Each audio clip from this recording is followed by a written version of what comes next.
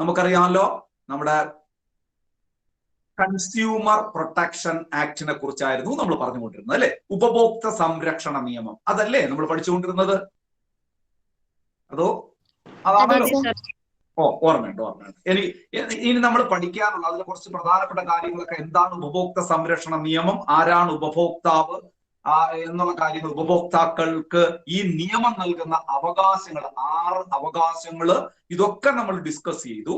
നമ്മൾ എവിടെ നിർത്തിയെന്ന് ഞാൻ പറയാം. എവിടെ നിർത്തിയെന്ന് പറഞ്ഞാൽ ഞാൻ ഓർക്കുന്നത് നമ്മുടെ ത്രിതല തർക്ക പരിഹാര കമ്മീഷൻ ഉണ്ട് എന്ന് പറഞ്ഞിടത്താണ് നമ്മൾ നിർത്തിയിരിക്കുന്നത്. അതായത് ഇന്ത്യയില് ഉപഭോക്തൃ സംരക്ഷണത്തിനായിട്ട് അല്ലെങ്കിൽ ഉപഭോക്തൃ തർക്ക പരിഹാരത്തിനായിട്ട് ത്രിതല സംവിധാനങ്ങളാണ് നിലവിലുള്ളത്. അതായത് എന്താണ്? ജില്ലാ ഉപഭോക്തൃ തർക്ക പരിഹാര കമ്മീഷൻ, സംസ്ഥാന ഉപഭോക്തൃ തർക്ക പരിഹാര കമ്മീഷൻ, അതുപോലെ തന്നെ ദേശീയ ഉപഭോക്തൃ തർക്ക പരിഹാര കമ്മീഷൻ.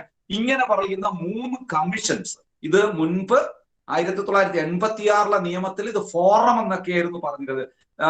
ജില്ലാ ഉപഭോക്തൃ സംരക്ഷണ ഫോറം എന്നൊക്കെയാണ് പറഞ്ഞത്. അതിപ്പം കമ്മീഷനായി മാറി ഈ പുതിയ ആക്ടിലൂടെ. നിങ്ങൾക്കറിയാലോ പുതിയ ആക്ട് എന്ന് നിലവിൽ വന്നു. ആ ഡേറ്റും കൂടെ ഒന്ന് പറഞ്ഞ് നമുക്ക് തുടങ്ങാം. ഓർമ്മയുണ്ടെന്ന് അറിയാൻ വേണ്ടിയിട്ട്. കൺസ്യൂമർ പ്രൊട്ടക്ഷൻ ആക്ട് എന്താ? 2020 ജൂലൈ 20. ഓർക്കാൻ എളുപ്പമുണ്ട്. 2020 ജൂലൈ 20 കറക്റ്റ്. മറക്കാതിരിക്കും കേട്ടോ. അപ്പൊ ഇനി നമുക്ക് നിർത്തിയെടുത്ത് തന്നെ നമുക്ക് ആരംഭിക്കാം. ആദ്യം district consumer dispute redressal commission. English പദം അതാണ്, district consumer dispute redressal commission അഥവാ ജില്ലാ ഉപഭോക്തൃ തർക്ക പരിഹാര കമ്മീഷൻ. നോട്ട് കുറിച്ച് പോകണം, അറിഞ്ഞുകൂടാത്തവര് കേട്ടോ. അതിനെ കുറിച്ചാണ് നമ്മൾ ചർച്ച ചെയ്യാൻ പോകുന്നത്. ശ്രദ്ധിച്ച് കേൾക്കണം. നിങ്ങൾ അങ്ങനെ ആദ്യം ഒരു ഹെഡിങ് എഴുതിയിട്ട് ജില്ലാ ഉപഭോക്തൃ തർക്ക പരിഹാര കമ്മീഷൻ എഴുതിയിട്ട് പോയിന്റ് മാത്രം, പരീക്ഷയ്ക്ക് ചോദിക്കുന്ന പോയിന്റുകൾ ഒന്ന് കുറിച്ച് വെക്കുക. ആദ്യത്തെ പോയിന്റ് എഴുതിക്കോളൂ, നിയമിക്കുന്നത്. അതായത് ജില്ലാ ഉപഭോക്തൃ തർക്ക പരിഹാര കമ്മീഷനെ നിയമിക്കുന്നത് ആരെന്ന് വെച്ചാൽ സംസ്ഥാന ഗവൺമെന്റ് ആണ്. State government. നിയമിക്കുന്നത് ആര്? സംസ്ഥാന ഗവൺമെന്റ്. ഇനി ശ്രദ്ധിക്കുക, ഇതിലെ അംഗസംഖ്യ എത്രയാണ്? ജില്ലാ ഉപഭോക്തൃ തർക്ക പരിഹാര കമ്മീഷനിലെ അംഗസംഖ്യ, ഇത് കോടതികളാണ് കേട്ടോ. ഇതിനാണ് ജില്ലാ തർക്ക പരിഹാര കോടതി എന്നൊക്കെ നമ്മൾ പറയുന്നത്. അത് തന്നെയാണ് ഇത്. ഇതല്ല ഈ 3ഉം നമ്മുടെ കൺസ്യൂമർ കോർട്ട് എന്നതിനാണ് നമ്മൾ ഉദ്ദേശിക്കുന്നത്. അപ്പോ നോക്കൂ, ഈ ഡിസ്ട്രിക്ട് കൺസ്യൂമർ ഡിസ്പ്യൂട്ട് റിഡ്രസൽ കമ്മീഷനില് എത്ര അപ്പൊ നിങ്ങൾ അടുത്ത പോയിന്റ് അംഗസംഖ്യ അങ്ങനെയൊക്കെ എഴുതിയാൽ മതി. അംഗസംഖ്യ എത്രയാണ്? കുറഞ്ഞ അംഗസംഖ്യ എന്നാണ്. കുറഞ്ഞ അംഗസംഖ്യ 3 പേരാണ്. ഒരു ചെയർമാനും 2 അംഗങ്ങളിൽ കുറയാത്ത വ്യക്തികളും ഉണ്ടാകണം. അപ്പൊ ഒരു ചെയർമാനും 2ൽ കുറയാത്ത അംഗങ്ങളുമാണ് ജില്ലാ തർക്ക പരിഹാര കമ്മീഷൻ എന്ന് പറയുന്ന ജില്ലാ കോടതിയിൽ, എന്ന് പറഞ്ഞാൽ ജില്ലാ ഉപഭോക്തൃ കോടതിയിലെ അംഗസംഖ്യ എന്ന് പറയുന്നത്. ഒരു ചെയർമാനും ഈ കമ്മീഷൻ എന്ന് പറഞ്ഞാൽ ഈ കമ്മീഷനിലെ അംഗസംഖ്യ ഒരു ചെയർമാനും 2ൽ കുറയാത്ത അംഗങ്ങളും, അതിലൊരു വനിത നിർബന്ധമാണ്. ബ്രാക്കറ്റിൽ അതുകൂടെ എഴുതി വെച്ചോളൂ, ഒരു വനിത നിർബന്ധമാണ്. അപ്പൊ ചോദ്യങ്ങൾ എന്താണ്? ജില്ലാ ഉപഭോക്തൃ തർക്ക പരിഹാര കമ്മീഷനെ നിയമിക്കുന്നത് ആര്? സംസ്ഥാന ഗവൺമെന്റ്. ജില്ലാ ഉപഭോക്തൃ തർക്ക പരിഹാര കമ്മീഷനിലെ കുറഞ്ഞ അംഗസംഖ്യ എത്ര? ചെയർമാൻ ഉൾപ്പെടെ, പ്രസിഡന്റ് ഉൾപ്പെടെ 3 പേര്. എന്ന് പറഞ്ഞാൽ പ്രസിഡന്റും 2 പേരിൽ കുറയാത്ത അംഗങ്ങളും, അതിലൊരു വനിത നിർബന്ധമാണ്. അപ്പൊ എത്ര വനിതകൾ നിർബന്ധമാണ് എന്ന് വെച്ചാൽ, വനിതാ അംഗങ്ങൾ നിർബന്ധമാണെന്ന് വെച്ചാൽ 1 വനിതാ അംഗങ്ങൾ. അപ്പൊ കുറഞ്ഞ അംഗസംഖ്യ നമ്മൾ പറഞ്ഞു. ഇനി ചോദിക്കാം, പരമാവധി അംഗസംഖ്യ എത്ര? ജില്ലാ ഉപഭോക്തൃ തർക്ക പരിഹാര കമ്മീഷനിലെ പരമാവധി അംഗസംഖ്യ എന്ന് പറഞ്ഞാൽ അത് കേന്ദ്ര ഗവൺമെന്റുമായി ആലോചിച്ച് തീരുമാനിക്കാവുന്നതാണ്. അങ്ങനെ പരമാവധി ഫിക്സ് ചെയ്തിട്ടില്ല. അത് ആവശ്യാനുസരണം സെൻട്രൽ ഗവൺമെന്റുമായിട്ട് ഡിസ്കസ് ചെയ്തുകൊണ്ട് അങ്ങനെ ചെയ്യാവുന്നതാണ് എന്ന് നിങ്ങൾ ഓർമ്മിച്ചാൽ മതി. ഇനി നോക്കൂ, എത്ര അംഗങ്ങളുണ്ട്? 3 അംഗങ്ങൾ എന്ന് പറഞ്ഞു. പ്രസിഡന്റും 2 പേരിൽ കുറയാത്ത അംഗസംഖ്യയും എന്നാണ് നമ്മൾ പറഞ്ഞത്. അങ്ങനെയാണെങ്കിൽ എന്റെ ചോദ്യം ശ്രദ്ധിക്കുക. അടുത്ത ചോദ്യം, ജില്ലാ ഉപഭോക്തൃ തർക്ക പരിഹാര കമ്മീഷനിലെ പ്രസിഡന്റിന്റെ യോഗ്യത എന്താണ്? വെരി ഇമ്പോർട്ടന്റ് ആയിട്ടുള്ള ചോദ്യമാണ് പ്രസിഡന്റിന്റെ യോഗ്യത. അപ്പൊ മേളിൽ ഹെഡിങ് എഴുതിയതുകൊണ്ട് എപ്പോഴും ആ പേര് എഴുതണമെന്നില്ല. പ്രസിഡന്റിന്റെ യോഗ്യത ശ്രദ്ധിക്കുക. ജില്ല, ആ വാക്ക് പിടിച്ചാൽ മതി, മറക്കൂല നിങ്ങൾ. ജില്ല ആണ്, ജില്ലാ ബേസ്ഡാണ് പറയുന്നത്. അപ്പോൾ നിങ്ങൾ എന്ത് പറയണം? നിലവിലെ ജില്ലാ ജഡ്ജിയോ വിരമിച്ച ജില്ലാ ജഡ്ജിയോ ജില്ലാ ജഡ്ജിയാകാൻ യോഗ്യതയുള്ള വ്യക്തിയോ ആകാം പ്രസിഡന്റ്. ശ്രദ്ധിക്കണം, പരീക്ഷയ്ക്ക് ചോദിക്കും. ഇപ്പം പരീക്ഷയ്ക്ക് ചോദിക്കുന്ന ഒരു രീതിയുണ്ട്. പരീക്ഷയുടെ ക്വസ്റ്റ്യൻ പേപ്പറിൽ ഒരു 20% ചോദ്യങ്ങളിലൊക്കെ ചെറിയ പാറ്റേണിൽ വ്യത്യാസം വരുത്തിയൊക്കെയാണ് ഇപ്പം ചോദിക്കുന്നത്. ഇപ്പൊ ഈ ചോദ്യം വേണമെങ്കിൽ ചോദിക്കാം, താഴെ പറയുന്നവരിൽ അല്ലെങ്കിൽ നമ്മുടെ ജില്ലാ ഉപഭോക്തൃ സംരക്ഷണ അല്ലെങ്കിൽ ജില്ലാ ഉപഭോക്തൃ തർക്ക പരിഹാര കമ്മീഷനിലെ പിന്നെ പ്രസിഡന്റിന്റെ യോഗ്യത എന്ത്? എ, നിലവിലെ ജില്ലാ ജഡ്ജി. ബി, വിരമിച്ച ജില്ലാ ജഡ്ജി. സി, ജില്ലാ ജഡ്ജിയാകാൻ യോഗ്യതയുള്ള വ്യക്തി. ഡി, ഇതെല്ലാം കൂടി, അല്ലെങ്കിൽ ഇവയൊന്നുമല്ല. ഇങ്ങനെയൊക്കെ രീതി ചോദിക്കും. അപ്പൊ അതുകൊണ്ട് ആ ഒരു രീതിയിൽ തന്നെ നിങ്ങൾ പഠിച്ചു വെച്ചുകൊള്ളുക. ചില കാര്യങ്ങൾ ഡിസ്ക്രിപ്റ്റീവ് മോഡലിൽ പഠിച്ചു വെച്ചാലേ ഇപ്പോഴത്തെ ക്വസ്റ്റ്യൻ പാറ്റേണിൽ നിങ്ങൾക്ക് നന്നായി ആൻസർ ചെയ്യാൻ കഴിയുള്ളൂ കേട്ടോ. അപ്പൊ അത് കൂടെ മനസ്സിലാക്കുക. അപ്പൊ എന്തൊക്കെയാണ് യോഗ്യത? Is or has been or is qualified to be a district judge. അങ്ങനെ മനസ്സിട്ടിരുന്നാൽ ഇംഗ്ലീഷിൽ is or has been or is qualified to be a district judge എന്ന് പറഞ്ഞാൽ ഒന്നുകിൽ ഡിസ്ട്രിക്ട് ജഡ്ജ് ആയിരിക്കണം, ജില്ലാ ജഡ്ജി ആയിരിക്കണം, അല്ലെങ്കിൽ ജില്ലാ ജഡ്ജിയായി വിരമിച്ച വ്യക്തിയായിരിക്കണം, അല്ലെങ്കിൽ ജില്ലാ ജഡ്ജിയാകാൻ യോഗ്യതയുള്ള വ്യക്തിയായിരിക്കണം. ക്ലിയർ ആയോ? അത് ഇത്രയും ഞാൻ പറഞ്ഞ മനസ്സിലായോ? ക്ലിയർ ആയോ? ഓക്കെ ആണോ? അങ്ങനെയാണെങ്കിൽ അടുത്ത ചോദ്യം കൂടി ഒന്ന് ഓർത്തു വെച്ചുകൊള്ളുക. ഈ ജില്ലാ ഉപഭോക്തൃ തർക്ക പരിഹാര കമ്മീഷന്റെ കാലാവധി എത്രയാണ്? ഈ കാലാവധി എത്രയാണെന്ന് ചോദിച്ചു കഴിഞ്ഞാൽ 5 വർഷമോ 65 വയസ്സോ? അംഗങ്ങൾക്ക് 65 വയസ്സോ? ഏതാണ് ആദ്യം വരുന്നത്? 5 വർഷമോ അംഗങ്ങൾക്ക് 65 വയസ്സോ? ഏതാണ് ആദ്യം വരുന്നത്? ഇനി അങ്ങനെയാണ് എങ്കിൽ ഈ ജില്ലാ ഉപഭോക്തൃ തർക്ക പരിഹാര കമ്മീഷന്റെ അധികാരപരിധി, അടുത്ത ജൂറിസ്ഡിക്ഷൻ എന്ന് പറഞ്ഞാൽ എത്ര രൂപ വരെയുള്ള നഷ്ടപരിഹാരമാണ് ഇവർ ഡീൽ ചെയ്യുന്നത്? പരീക്ഷയ്ക്ക് ചോദിക്കാം. എത്ര രൂപ വരെയാണ്? ആർക്കെങ്കിലും പറയാൻ കഴിയോ? ജില്ലാ ഉപഭോക്തൃ തർക്ക പരിഹാര കമ്മീഷനിൽ എത്ര? 1 കോടി രൂപ വരെ. 1 കോടി രൂപ വരെ. അത് 1 കോടി രൂപ വരെ. ഇത് പഴയ നിയമപ്രകാരമായിരുന്നെങ്കിൽ 20,000 രൂപ വരെ ഉണ്ടായിരുന്നുള്ളൂ. 20 ലക്ഷം 20 ലക്ഷം രൂപയായിരുന്നു പഴയ 86 നിയമപ്രകാരം. അതിന്റെ പരിധി മാറ്റിയിട്ട് 1 കോടി രൂപ വരെ. ഒന്ന് ഓർത്തുക. പഴയത് വേണമെങ്കിൽ ബ്രാക്കറ്റിൽ പഴയ അതും കൂടെ ഇട്ടുകൊള്ളുക. 20 ലക്ഷം രൂപ, 20 lakhs. ഇപ്പൊ 1 crore ആണ്. അതുവരെയുള്ള നഷ്ടപരിഹാരത്തിന് നമുക്ക് സമീപിക്കാവുന്ന തർക്ക പരിഹാര കമ്മീഷനാണ് ജില്ലാ ഉപഭോക്തൃ തർക്ക പരിഹാര കമ്മീഷൻ. ഇത്രയേ ഉള്ളൂ, അവിടെ വേറെ ഒന്നും ഓർക്കേണ്ടതില്ല. ഇനി ഇതുപോലെ ഈ ഫോമാറ്റ് ഇത്രയും മനസ്സിട്ടാൽ അടുത്തത് അതുപോലെ അങ്ങ് പഠിച്ചാൽ മതി. ഇത്രയും മനസ്സിലായോ? അടുത്തതിലേക്ക് പോകാമോ? ഓക്കെ ആണോ? യെസ്. അങ്ങനെയാണെങ്കിൽ അടുത്ത സൈഡ് ഹെഡിങ് ആയിട്ട് എഴുതിക്കോളൂ. സംസ്ഥാന ഉപഭോക്തൃ തർക്ക പരിഹാര commission, state consumer dispute redressal commission. State consumer dispute redressal commission, അതായത് സംസ്ഥാന ഉപഭോക്തൃ തർക്ക പരിഹാര കമ്മീഷൻ. നമ്മൾ നേരത്തെ പഠിച്ചതുപോലെ തന്നെ ആ ഫോമാറ്റ് മനസ്സിൽ നിന്നിട്ടിരുന്ന പെട്ടെന്ന് എടുത്ത് പഠിക്കാൻ പറ്റും. ഉടനെ നിങ്ങൾ എഴുതിക്കോളൂ. നിയമിക്കുന്നതാര്? സംസ്ഥാന കമ്മീഷനെ നിയമിക്കുന്നത് ആരായിരിക്കും? നമ്മൾ നേരത്തെ ജില്ലാ കമ്മീഷനെ നിയമിച്ചത് ആരായിരുന്നു? സംസ്ഥാന ഗവൺമെന്റ്. ഇതും സംസ്ഥാന ഗവൺമെന്റ് തന്നെയാണ്. സംസ്ഥാന തർക്ക പരിഹാര കമ്മീഷനെ നിയമിക്കുന്നത്, കൺസ്യൂമർ തർക്ക പരിഹാര ഉപഭോക്തൃ തർക്ക പരിഹാര കമ്മീഷനെ നിയമിക്കുന്നത് ആര്? സംസ്ഥാന ഗവൺമെന്റ്. അപ്പൊ ഹെഡിങ് എഴുതിയെങ്കിൽ പിന്നെ നിയമിക്കുന്നത് എന്ന് മാത്രം എഴുതിയാൽ സംസ്ഥാന ഗവൺമെന്റ്. ഇനി കേരളത്തില് സംസ്ഥാന ഉപഭോക്തൃ തർക്ക പരിഹാര കമ്മീഷന്റെ ആസ്ഥാനം എവിടെയെന്ന് വെച്ചാൽ തിരുവനന്തപുരം. അപ്പോ കേരളത്തില് എവിടെയാണ് നമ്മുടെ സംസ്ഥാന ഉപഭോക്തൃ തർക്ക പരിഹാര കമ്മീഷൻ എന്ന് ചോദിച്ചാൽ തിരുവനന്തപുരം എന്ന് പറയുക. എങ്കിൽ നമ്മൾ നേരത്തെ പഠിച്ചത് ഒന്നുകൂടെ ഓർത്തോളുക. കുറഞ്ഞ അംഗസംഖ്യ.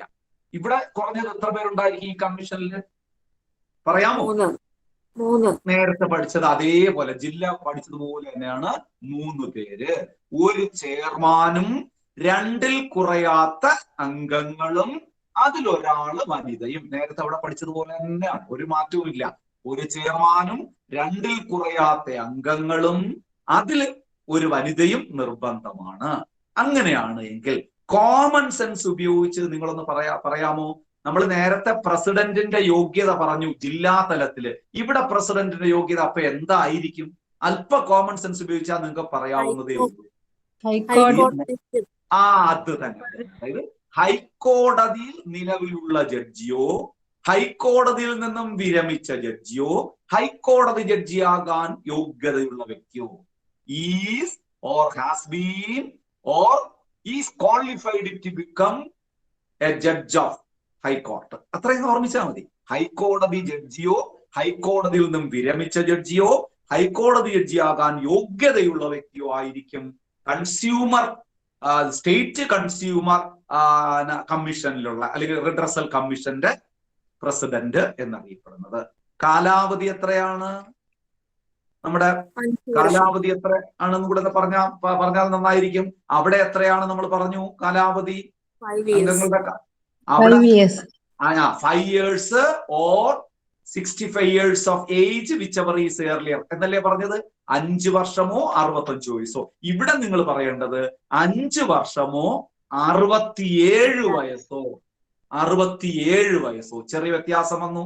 5 വർഷമോ ജില്ലയിലാണെങ്കിൽ 5 വർഷമോ 65 വയസ്സോ. ഇവിടെ 5 വർഷമോ 67 വയസ്സോ ഏതാണ് ആദ്യം വരുന്നത്? ഇനി നമ്മുടെ നേരത്തെ ഉള്ള ഫോർമാറ്റ് വെച്ച് പറയുകയാണെങ്കിൽ ഒരു ചോദ്യം കൂടെ വരുമല്ലോ ഇവിടെ. ഇതിന്റെ ജൂറിസ്ഡിക്ഷൻ, അധികാരപരിധി, എത്ര രൂപ വരെ നഷ്ടപരിഹാരത്തിനാണ് നമ്മൾ സ്റ്റേറ്റ് കമ്മീഷനെ സമീപിക്കുന്നത്? 10 കോടി. 1 കോടിക്കും 10 കോടിക്കും ഇടയിൽ, അങ്ങനെ തന്നെ പറയണം. ബിറ്റ്വീൻ 1 crores and 10 crores അല്ലെങ്കിൽ എബവ് 1 crores എന്ന് പറഞ്ഞാലും അപ് ടു ഏതുവരെ 10 crores. 1 കോടിക്കും 10 കോടിക്കും ഇടയിൽ നഷ്ടപരിഹാരത്തിനാണ് നമ്മൾ ആരെ സമീപിക്കുന്നത്? സംസ്ഥാന കമ്മീഷനെ സമീപിക്കുന്നത്. ഇത് 86 ആക്ട് പ്രകാരം എത്രയായിരുന്നു? അതുകൂടെ ബ്രാക്കറ്റ് എഴുതിക്കോളൂ, വേണമെങ്കിൽ അതൊക്കെ ചോദിക്കാം. എത്രയായിരുന്നു? നമ്മള് ജില്ലയിൽ 20 ലക്ഷം വരെ എന്നല്ലേ പറഞ്ഞത്? അപ്പൊ 20 ലക്ഷം മുതൽ 1 കോടി വരെയുള്ള തുകയ്ക്കായിരുന്നു നമ്മൾ സംസ്ഥാന കമ്മീഷനെ സമീപിച്ചിരുന്നത്. ഇപ്പൊ അത് എന്തായി മാറി? 1 കോടി മുതൽ 10 കോടി വരെയുള്ള തുകയ്ക്കാണ് ഇവിടെ സമീപിക്കുന്നത്. പറഞ്ഞാൽ അതിന്റെ ജൂറിസ്ഡിക്ഷൻ, അതിന്റെ അധികാരപരിധി അത്രയുമാണ്. ഇത്രയേ ഉള്ളൂ. വലിച്ചുവാരി പിടിച്ചൊന്നും പഠിക്കണ്ട, അവിടെ കഴിഞ്ഞു. ഇനി ഇതേപോലെ ഒരു കമ്മീഷൻ കൂടെ പഠിച്ചാൽ അത് കഴിയും. എന്താണ് അടുത്തത്? ഇത് കഴിഞ്ഞോ? ഇത്രയും ക്ലിയർ ആയോ? ഇത്രയും ക്ലിയർ ആണോ? ആ നഷ്ടപരിഹാര തുകയൊക്കെ മാറിപ്പോകരുത്, പരീക്ഷയ്ക്ക് ചോദിക്കുന്നതാണ് അത്. അപ്പൊ ഇപ്പൊ 2 എണ്ണം പഠിച്ചത് നിങ്ങൾ മനസ്സിൽ ഓർത്തുകൊള്ളുക. 1 കോടി വരെയുള്ള നഷ്ടപരിഹാരത്തിനാണെങ്കിൽ ജില്ലാ കമ്മീഷനിൽ പോകണം. 1 കോടിക്കും 10 കോടിക്കും ഇടയിലുള്ള നഷ്ടപരിഹാരത്തിനാണെങ്കിൽ സംസ്ഥാന കമ്മീഷന് പോകണം. ഇനിയും അടുത്തത് ഞാൻ ഇപ്പോഴേ പറയാം, 10 കോടിയിൽ മുകളിൽ വരുന്നതാണ് ഇനി പറയുന്ന കമ്മീഷൻ അല്ലേ? സ്വാഭാവികമായിട്ട് അങ്ങനെ വരുന്നത്. അങ്ങനെ പറഞ്ഞാൽ അപ്പൊ അത് നോക്കാം, അതിലേക്ക് വരാം. അപ്പം ഇനി ഞാൻ പറയാൻ പോകുന്നത് national consumer dispute redressal commission, ദേശീയ ഉപഭോക്തൃ തർക്ക പരിഹാര കമ്മീഷൻ. അങ്ങനെ ഒരു ഹെഡിങ് എഴുതിയിട്ട് ഈ പറഞ്ഞതുപോലെയുള്ള പോയിന്റ് എഴുതിയാൽ ഇതിനൊക്കെ ഒരു ചോദ്യം വരും കേട്ടോ. നിങ്ങൾ എടുത്തു പറഞ്ഞിരിക്കുന്ന ടോപ്പിക്കാണ്, എല്ലാത്തിലും പറഞ്ഞിട്ടുള്ള ടോപ്പിക്കാണ് കേട്ടോ. ഡിഗ്രി ലെവലിനും LD-ക്കും ഒക്കെ പ്രധാനപ്പെട്ട ടോപ്പിക്കാണ്. അതുകൊണ്ട് നന്നായി പഠിക്കണം. അപ്പൊ ഞാൻ ചോദിക്കട്ടെ, ദേശീയ ഉപഭോക്തൃ തർക്ക പരിഹാര commission, national consumer dispute redressal കമ്മീഷനെ നിയമിക്കുന്നത്, ഇവിടെ എഴുതിക്കോളൂ, നിയമിക്കുന്നത് ആരായിരിക്കും? കേന്ദ്ര ഗവൺമെന്റ്. നാഷണൽ എന്ന് കേൾക്കുമ്പോഴേ നമുക്കറിയാം കേന്ദ്ര ഗവൺമെന്റ് ആണ്. അപ്പൊ ആസ്ഥാനം എവിടെയായിരിക്കും? ന്യൂഡൽഹി. എഴുതി വെച്ചോളൂ, ആസ്ഥാനം ന്യൂഡൽഹി. പഠിച്ചോണേ. കുറഞ്ഞ അംഗസംഖ്യ, അവിടെ 2 ഒന്നായിരുന്നു, ഇവിടെ മാറ്റമുണ്ട്. ദേശീയ കമ്മീഷൻ, ദേശീയ ഉപഭോക്തൃ തർക്ക പരിഹാര കമ്മീഷനിലെ കുറഞ്ഞ അംഗസംഖ്യ എത്ര എന്ന് ചോദിച്ചാൽ 5 പേരാണ്. ഒരു പ്രസിഡന്റും 4ൽ കുറയാത്ത അംഗങ്ങളും, അതിലും ഒരു വനിത നിർബന്ധമാണ്. അപ്പൊ എല്ലായിടത്തും ഒരേ വനിത നിർബന്ധമാണെന്ന് ഓർത്തുകൊള്ളുക. എങ്ങനെ കുറഞ്ഞ അംഗസംഖ്യ? 5 പേരാണ്. ഒരു എന്താ പറയുന്നത്, അധ്യക്ഷനും അല്ലെങ്കിൽ ഒരു പ്രസിഡന്റും 4 അംഗങ്ങളിൽ കുറയാത്ത വ്യക്തികളും ഉണ്ടാകണം, അല്ലെങ്കിൽ 4 പേരിൽ കുറയാത്ത അംഗസംഖ്യ, അതിലൊരു വനിത നിർബന്ധമാണ്. പരമാവധി അംഗസംഖ്യ എത്രയാണ്? ഇവിടെ പരമാവധി പറഞ്ഞിട്ടുണ്ട് കേട്ടോ. പരമാവധി അംഗസംഖ്യ എത്രയാണ്? 11 പേരാണ്.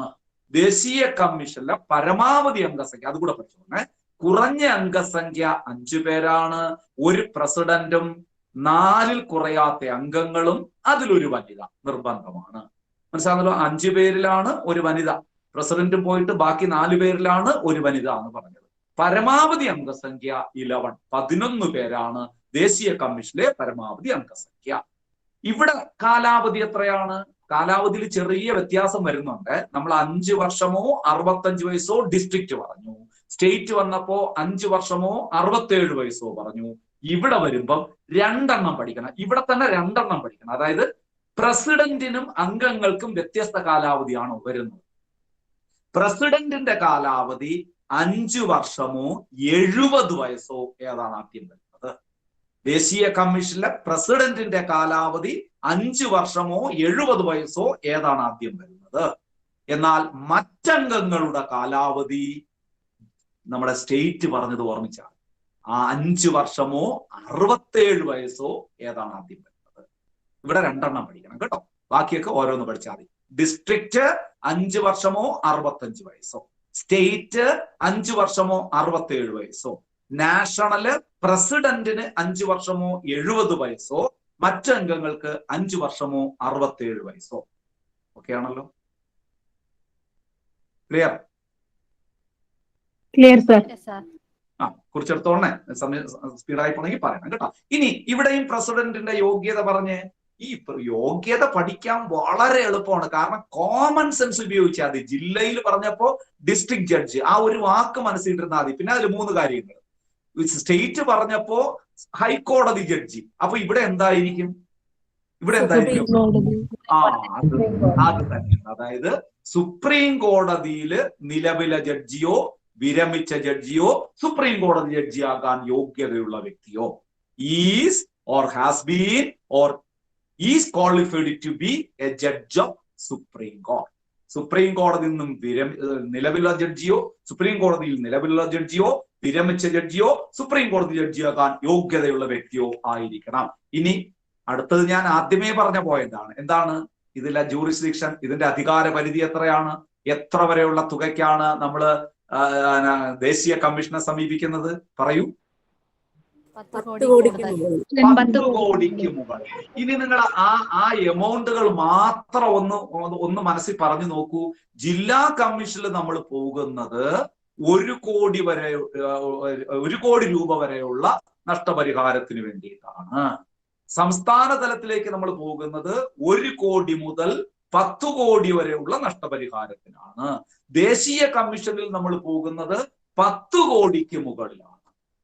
ക്ലിയർ ആയല്ലോ? ഇതിൽ പഴയത് ഞാൻ പറയാം. പഴയതിനെ കൂടെ ചിലപ്പോൾ ചോദിക്കും പരീക്ഷയ്ക്ക്. പഴയ നിയമപ്രകാരം 86-ലെ നിയമപ്രകാരം ജില്ലാതലത്തിൽ നമ്മൾ പോകുന്നത് 20 ലക്ഷം വരെയുള്ള നഷ്ടപരിഹാരത്തിനാണ്. സംസ്ഥാന തലത്തിൽ നമ്മൾ പോകുന്നത് 20 ലക്ഷം മുതൽ 1 കോടി വരെയുള്ള നഷ്ടപരിഹാരം, 20 ലക്ഷത്തിന് മുകളിൽ 1 കോടി വരെയുള്ള നഷ്ടപരിഹാരത്തിനാണ്. ആ ദേശീയ തലത്തിലാണെങ്കിൽ 1 കോടിക്ക് മുകളിലാണ്. അതാണ് ഇപ്പൊ ഈ മാറ്റം വന്നത്. രണ്ടും അങ്ങോട്ടും കൂടെ കൺഫ്യൂസ്ഡ് ആകരുത്, ക്ലിയർ ആക്കി പോകണം. ഇത് ഞാൻ ഈ പറഞ്ഞ 3 കമ്മീഷനിൽ നിന്ന് ഉറപ്പായിട്ടും ചോദ്യങ്ങൾ ഉണ്ടാകും, യാതൊരു സംശയവും വേണ്ട. അപ്പൊ ഇനി വളരെ പ്രധാനപ്പെട്ട 1-2 കാര്യങ്ങളൂടെ പറയുമ്പോഴേ ഈ ടോപ്പിക് അവസാനിക്കുകയുള്ളൂ. കഴിഞ്ഞ ക്ലാസ്സിൽ പറഞ്ഞൊക്കെ ഓർമ്മിച്ചോളാം. കൺസ്യൂമേഴ്സിന്റെ അവകാശങ്ങളൊക്കെ നമ്മൾ പറഞ്ഞു, അത് ഓർമ്മിച്ചോളാം കേട്ടോ. ഇനി നോക്കൂ, ഈ ഉപഭോക്തൃ സംരക്ഷണ നിയമപ്രകാരം ഉപഭോക്താവിന് പരാതി നൽകാൻ കഴിയുന്നത് ഏതൊക്കെ സാഹചര്യങ്ങളിലാണ്? അപ്പൊ നിങ്ങൾ വേണമെങ്കിൽ നോട്ടിൽ ഇങ്ങനെ ഒരു ഹെഡിങ് ആയിട്ട് എഴുതിക്കോളൂ. ഉപഭോക്താവിന് പരാതി നൽകാൻ കഴിയുന്ന സാഹചര്യങ്ങൾ എന്നൊന്ന് നോട്ട് ചെയ്തിട്ട് ഇങ്ങോട്ട് ശ്രദ്ധിക്കുക. ഉപഭോക്താവിന് പരാതി നൽകാൻ കഴിയുന്ന സാഹചര്യങ്ങൾ, അതൊന്ന് മനസ്സിലാക്കി വെക്കണേ. അതൊക്കെ നമ്മൾ ഇതൊക്കെ ഇച്ചിരി വിശാലമായിട്ട് പഠിച്ചില്ലെങ്കിൽ ക്വസ്റ്റ്യൻ തിരിഞ്ഞും മറിഞ്ഞുമൊക്കെ വരുമ്പോൾ നമ്മൾ ആകെ ആശയക്കുഴപ്പം ഉണ്ടാകും. എപ്പോഴൊക്കെയാണ്, ഏതൊക്കെ സാഹചര്യത്തിലാണ് ഉപഭോക്തൃ സംരക്ഷണ നിയമപ്രകാരം ഒരു ഉപഭോക്താവിന് പരാതി നൽകാൻ കഴിയുന്നത് എന്ന് ചോദിച്ചാൽ നമുക്ക് ഒറ്റ വാക്കിൽ വേണമെങ്കിൽ പറയാം, അൺഫെയർ ട്രേഡ് പ്രാക്ടീസസിനെതിരെ. അൺഫെയർ ട്രേഡ് പ്രാക്ടീസസ് എന്ന് പറഞ്ഞാൽ എന്താണ്? തെറ്റായിട്ടുള്ള വ്യാപാര പ്രവർത്തനങ്ങൾ. അത് ഞാൻ ചെറുതായിട്ടൊന്ന് വിശദീകരിക്കാം. ജസ്റ്റ് ഒന്ന് നോട്ട് ചെയ്ത് വെച്ചുകൊള്ളുക. എന്താണ് അൺഫെയർ ട്രേഡ് പ്രാക്ടീസ് എന്നൊക്കെ പറയുന്നത് ഉദ്ദേശിക്കുന്നത്? തെറ്റായ പരസ്യങ്ങൾ നൽകുമ്പോൾ, തെറ്റായ പരസ്യങ്ങൾ നമ്മളെ തെറ്റിദ്ധരിപ്പിക്കുന്ന രീതിയിൽ പരസ്യം ചെയ്താൽ അതിൽ നിന്ന് നമുക്ക് നഷ്ടമുണ്ടായാൽ, അത് വിശ്വസിച്ച് നമ്മൾ സാധനം വാങ്ങി നഷ്ടമുണ്ടായാൽ തീർച്ചയായിട്ടും നമുക്ക് കൺസ്യൂമർ കോർട്ടിൽ പോകാവുന്നതാണ്. ഇനി വാറന്റിയും ഗ്യാരന്റിയും നൽകാതിരിക്കാൻ, പരസ്യത്തിൽ പറഞ്ഞിരിക്കുന്ന വാറന്റിയും ഗ്യാരന്റിയും ഒക്കെ നമുക്ക് നൽകാതിരിക്കുന്ന സാഹചര്യത്തിലും നമുക്ക് കൺസ്യൂമർ കമ്മീഷനെ, റിഡ്രസൽ കമ്മീഷനെ സമീപിക്കാനുള്ള അവകാശമുണ്ട്. അതുപോലെ തന്നെ പരസ്യങ്ങളിലൂടെ നമ്മളെ അറിയിച്ചിരുന്ന, അല്ലെങ്കിൽ നേരത്തെ സ്ഥാപനം നമ്മളെ അറിയിച്ചിരുന്ന വിൽപ്പനാനന്തര സേവനം നൽകാതിരിക്കല്, ആഫ്റ്റർ സെയിൽ സർവീസ് എന്ന് നമ്മൾ പറയും അല്ലെ. വിൽപ്പനാനന്തര സേവനം നൽകാതിരിക്കുമ്പോൾ കരിഞ്ചന്ത, പൂഴ്ത്തിവയ്പ് എന്നിവയ്ക്കെതിരെ ഇനി നമുക്ക് പറയാം MRP കൂടുതൽ, മാക്സിമം റീറ്റെയിൽ പ്രൈസ്, നിങ്ങൾക്കറിയാം കവറിലൊക്കെ MRP കാണുമല്ലോ. MRP കൂടുതൽ വില ഈടാക്കുമ്പോഴും നമുക്ക് പരാതിയുമായി പോകാം. വിവര പട്ടിക രേഖപ്പെടുത്താതിരിക്കുന്ന സാഹചര്യങ്ങളില്, അതുപോലെ തന്നെ വിവര പട്ടികകൾ രേഖപ്പെടുത്തിയതിനേക്കാളും കൂടുതൽ വില ഈടാക്കുമ്പോൾ, എല്ലാം എഴുതിയെടുക്കണമെന്നില്ല, നമ്മളത് മനസ്സിലാക്കി വെച്ചിരുന്നാൽ മതി.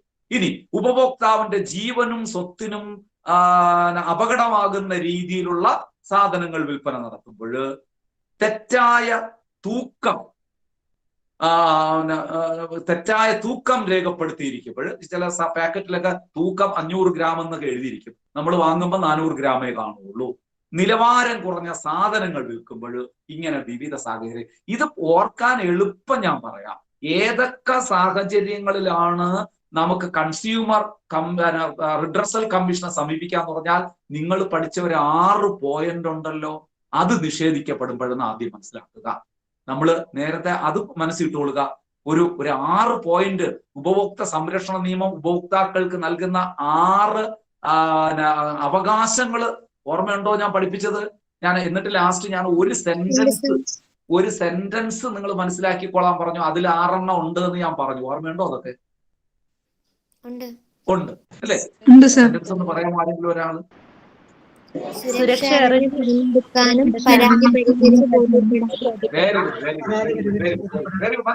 മതി. സുരക്ഷ അറിഞ്ഞ് തെരഞ്ഞെടുക്കാനും പരാതി പരിഹരിച്ച് ബോധ്യപ്പെടാനുമുള്ള അവകാശം. അതിനകത്ത് 6 മാറ്റുണ്ട് കേട്ടോ. അതിലേതെങ്കിലും തടസ്സപ്പെടുമ്പോൾ നമുക്ക് പോകാം. പിന്നെ ഈ കാര്യങ്ങൾ നിങ്ങളൊന്ന് മനസ്സിട്ട് കൊടുക്കുക. അൺഫെയർ ട്രേഡ് പറയാം, അതായത് തെറ്റായ പരസ്യങ്ങളിലൂടെ നമ്മളെ തെറ്റിദ്ധരിപ്പിക്കുമ്പോൾ, അല്ലെങ്കിൽ തെറ്റായ പരസ്യങ്ങൾ നൽകുമ്പോൾ, വാറന്റിയും ഗ്യാരന്റിയും ഒന്നും നൽകാതിരിക്കുമ്പോൾ, വിൽപ്പനാനന്തര സേവനം നൽകാതിരിക്കുമ്പോൾ, കരിഞ്ചന്ത, പൂഴ്ത്തിവയ്പ് എന്നിവ നടത്തുമ്പോൾ, പിന്നെ MRP കാണിച്ചിരിക്കുന്ന വിലയേക്കാൾ കൂടുതൽ ഈടാക്കുമ്പോൾ, വിവര പട്ടിക രേഖപ്പെടുത്താതിരിക്കുമ്പോൾ, ഉപഭോക്താവിന്റെ ജീവനും സ്വത്തിനും ഹാനികരമായ രീതിയിൽ, അപകടകരമായ രീതിയിലുള്ള സാധനങ്ങൾ വിൽക്കുമ്പോൾ, ഇപ്പൊ ഈ സാഹചര്യങ്ങളിലൊക്കെ നമുക്ക് പോകാം. ക്ലിയർ ആയോ? ഞാൻ എത്ര സ്പീഡായി പോയി പറഞ്ഞു, കാരണം അതൊന്നും വലുതായിട്ട് കുറിച്ചിരിക്കേണ്ട കാര്യമില്ല. നിങ്ങളൊന്ന് മനസ്സിലിട്ടിരുന്നാൽ മതി. ഇതൊക്കെ എഴുതണോ? അതൊക്കെ സമയം വേണോ? പറയൂ, എന്റെ അഭിപ്രായം പറയൂ. വേണ്ട, അത്രയും മതി. അത്രയും മനസ്സിലാക്കി. കാരണം നമ്മൾ ചില കാര്യങ്ങളൊക്കെ നമ്മൾ ഇങ്ങനെ വിശദമായിട്ട് അങ്ങനെ നിൽക്കണ്ട. ഇത് നിങ്ങളൊരു ഐഡിയ ഉണ്ടെങ്കിൽ നിങ്ങൾക്ക് എഴുതാൻ പറ്റും. ഇനി വേണമെങ്കിൽ നിങ്ങൾ കുറിച്ച് കൊള്ളുക. കൺസ്യൂമർ സംരക്ഷണ നിയമപ്രകാരം ആർക്കെതിരെ പരാതി നൽകാൻ കഴിയും? ആർക്കെതിരെ പരാതി എന്ന് ചെറിയൊരു ഹെഡിങ് കൊടുത്താൽ മതി. എന്നിട്ട് നിങ്ങൾ വായിച്ചാൽ മതി. ആർക്കൊക്കെ എതിരെ നമുക്ക് പരാതി കൊടുക്കാൻ പറ്റും? അതും കൂടെ നിങ്ങളൊന്ന് നോട്ട് ചെയ്ത് കൊടുക്കാം. പ്രധാന വ്യക്തികൾ നിങ്ങൾ ശ്രദ്ധിക്കണം. ആർക്കൊക്കെ എതിരെ പരാതി കൊടുക്കാന്ന് പറഞ്ഞാൽ, ഉൽപാദകർക്കെതിരെ പരാതി കൊടുക്കാം. പ്രൊഡ്യൂസർ ഓർ മാനുഫാക്ചർക്കെതിരെ പരാതി കൊടുക്കാം, ഇല്ലേ? ഉൽപാദകർക്കെതിരെ പരാതി കൊടുക്കാം, വിൽപ്പനക്കാർക്കെതിരെ പരാതി കൊടുക്കാം, സെല്ലർക്ക് ബാധ്യതയുണ്ട്. നമുക്ക് സാധനം വിറ്റ ഡീലർ അല്ലെങ്കിൽ സെല്ലർ ബാധ്യതയുണ്ട്. അതുപോലെ തന്നെ സെല്ലർ കൈയൊഴിയാൻ പറ്റില്ല, ഉൽപാദകനാണ് ആദ്യം നമ്മൾ പറയേണ്ട. ആ സാധനം പ്രൊഡ്യൂസ് ചെയ്ത ആളിന് ഉത്തരവാദിത്വമുണ്ട്. ഇനി അതുപോലെ തന്നെ നിങ്ങൾ മനസ്സിലാക്കേണ്ടത്, സേവനമാണെങ്കിൽ സേവനദാതാവിനെതിരെ, സർവീസ് പ്രൊവൈഡർക്കെതിരെ, ഒരു സേവനമാണ് നമുക്ക് തരുന്നതെങ്കിൽ ആ സേവനദാതാവിനെതിരെ നമുക്ക് പരാതി കൊടുക്കാം. കുറിച്ച് വെച്ചുകൊള്ളുക. ആർക്കൊക്കെയാണ് പ്രധാനമായിട്ട് നമുക്ക് പരാതി കൊടുക്കാൻ കഴിയുന്നത് ഈ നിയമപ്രകാരം? ഉൽപാദകർക്കെതിരെ, വിൽപ്പനക്കാർക്കെതിരെ, സേവനങ്ങളുടെ കാര്യത്തിൽ സേവനദാതാവിനെതിരെ, ഒരാളെ കൂടെ ഓർമ്മിച്ചുകൊള്ളുക, പരസ്യത്തിൽ പ്രത്യക്ഷപ്പെടുന്ന പ്രമുഖ വ്യക്തികൾക്കെതിരെ. അതാണ് നിങ്ങൾ ശ്രദ്ധിക്കേണ്ടത് കാര്യം. പരസ്യത്തിൽ പ്രത്യക്ഷപ്പെടുന്ന, ഇതൊന്നും ഈ പുതിയ നിയമത്തിലാണ് ഇപ്പം വന്നത്. അതൊക്കെ പണ്ട് അതൊന്നും ബാധകമായിരുന്നില്ല. 86 നിയമത്തിൽ പരസ്യത്തിൽ വരുന്നവർക്കെതിരെ കേസ് കൊടുക്കാൻ പറ്റില്ല. ഇപ്പൊ നിങ്ങൾ റീസെന്റ് ആയിട്ട് നിങ്ങൾ ടിവിയിലും പത്രത്തിലും ഒക്കെ കണ്ടിട്ടുണ്ടാകും. നമ്മുടെ സിനിമാ നടൻ അനൂപ് മേനോനെതിരെ ഒരു കേസ് വന്നു. അനൂപ് മേനോൻ കോമ്പൻസേഷൻ കൊടുക്കേണ്ടതായിട്ട് വന്നു. നിങ്ങളുടെ ശ്രദ്ധയിൽപ്പെട്ട വിവരമാണോ അത്? ശ്രദ്ധയിൽപ്പെട്ട വിവരമാണോ അത്? എന്തോ ഒരു ഓയിലിന്റെ പരസ്യം, തലയിൽ തേക്കുന്ന ഒരു ഓയിലിന്റെ പരസ്യം നമ്മുടെ സിനിമാ നടനായ അനൂപ് മേനോൻ ആ പരസ്യത്തിൽ പ്രത്യക്ഷപ്പെട്ട് പറഞ്ഞു. എനിക്ക് തോന്നുന്നു ഈ മുടി വളരുന്നതിന് വേണ്ടിയിട്ട് ഉള്ളതാണെന്നാ തോന്നുന്നത്. ആ ഓയിൽ വാങ്ങി തേച്ചാൽ തലമുടിയൊക്കെ നല്ല പുഷ്ടിയോടുകൂടി വളരുമെന്നൊക്കെ ആയിരുന്നു ആ പരസ്യത്തിൽ അനൂപ് മേനോൻ പറഞ്ഞിരുന്നത്. അത് വാങ്ങി ആ അനൂപ് മേനോനെ സ്നേഹിക്കുന്ന, ഇഷ്ടപ്പെടുന്ന ഒരു ഉപഭോക്താവ് ഇത് ഇയാൾ പറഞ്ഞത് കൊണ്ട് മാത്രം കോടതിയിൽ അയാൾ സമർത്ഥിച്ച അങ്ങനെയാണ്, ഞാനിത് വാങ്ങൂലായിരുന്നു, എനിക്ക് ഏറ്റവും വിശ്വസ്തനായ ഇഷ്ടപ്പെട്ട എന്റെ ഇഷ്ട താരം പറഞ്ഞത് കൊണ്ടാണ് ഞാൻ വാങ്ങിയത്, വാങ്ങി തേച്ചു. പറഞ്ഞ എന്താണ്? മുടി തഴച്ചു വളരും. തേച്ചപ്പോ സംഭവിച്ച എന്താണ്? ഉള്ള മുടിയും കൂടി പോയി. മനസ്സിലാവുന്നല്ലോ? ആ അവസ്ഥയിലേക്ക് പോയി. അയാൾ കൊണ്ട് കേസ് കൊടുത്തു. കേസ് കൊടുത്തപ്പോ ഈ മനുഷ്യനെതിരെ, ഈ പരസ്യത്തിൽ പ്രത്യക്ഷപ്പെട്ട വ്യക്തിക്കെതിരെയും നഷ്ടപരിഹാരം കൊടുക്കണമെന്ന് പറഞ്ഞായിരുന്നു വിധി വന്നത്. അപ്പൊ ഇത് ശ്രദ്ധിച്ചോളണം.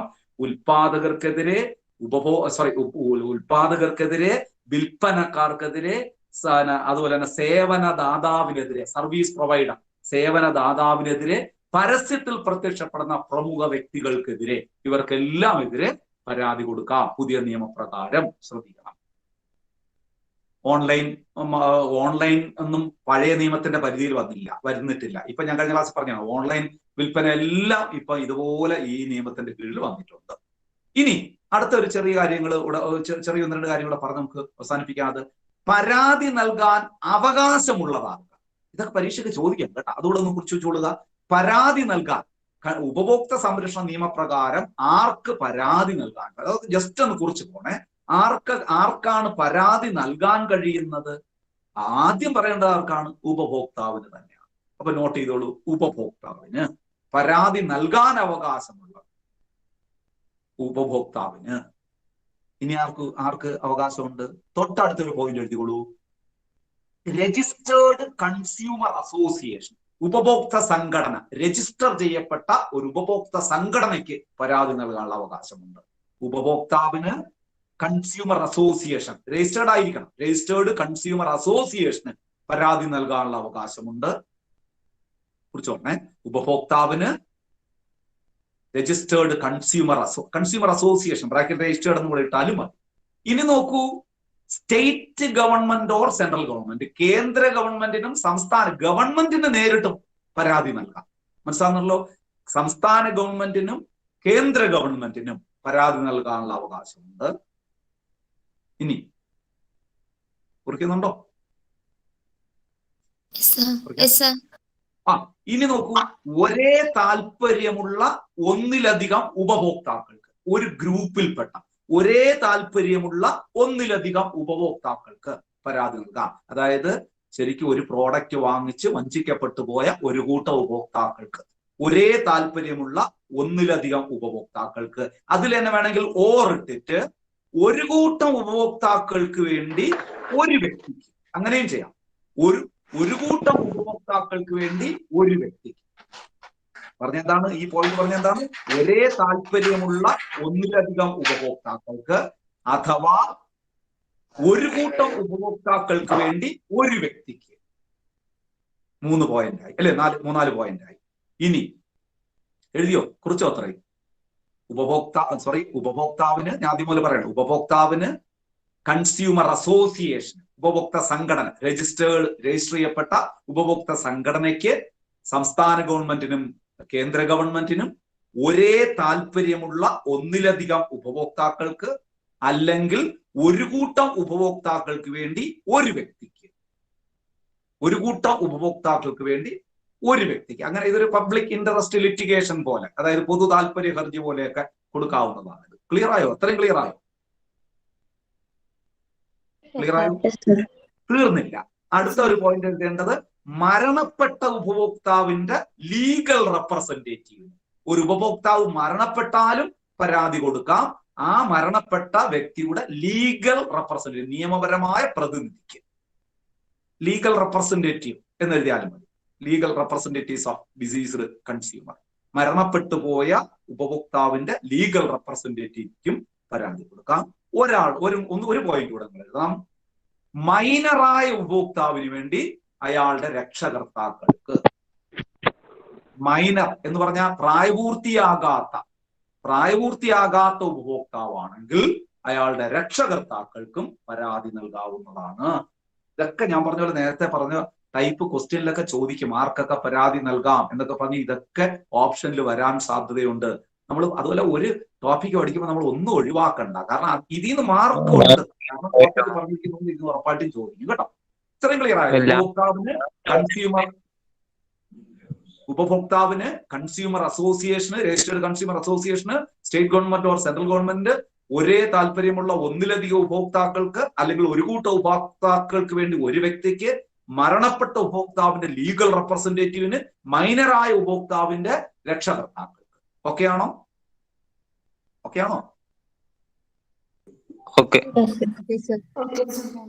കുറിച്ചെടുത്തോ? ഇനി ഒരു ഹെഡിങ്ങും കൂടെ, ചെറിയൊരു ഹെഡിങ്ങും കൂടെ എഴുതണം. പരാതി നൽകുന്നത് എങ്ങനെ?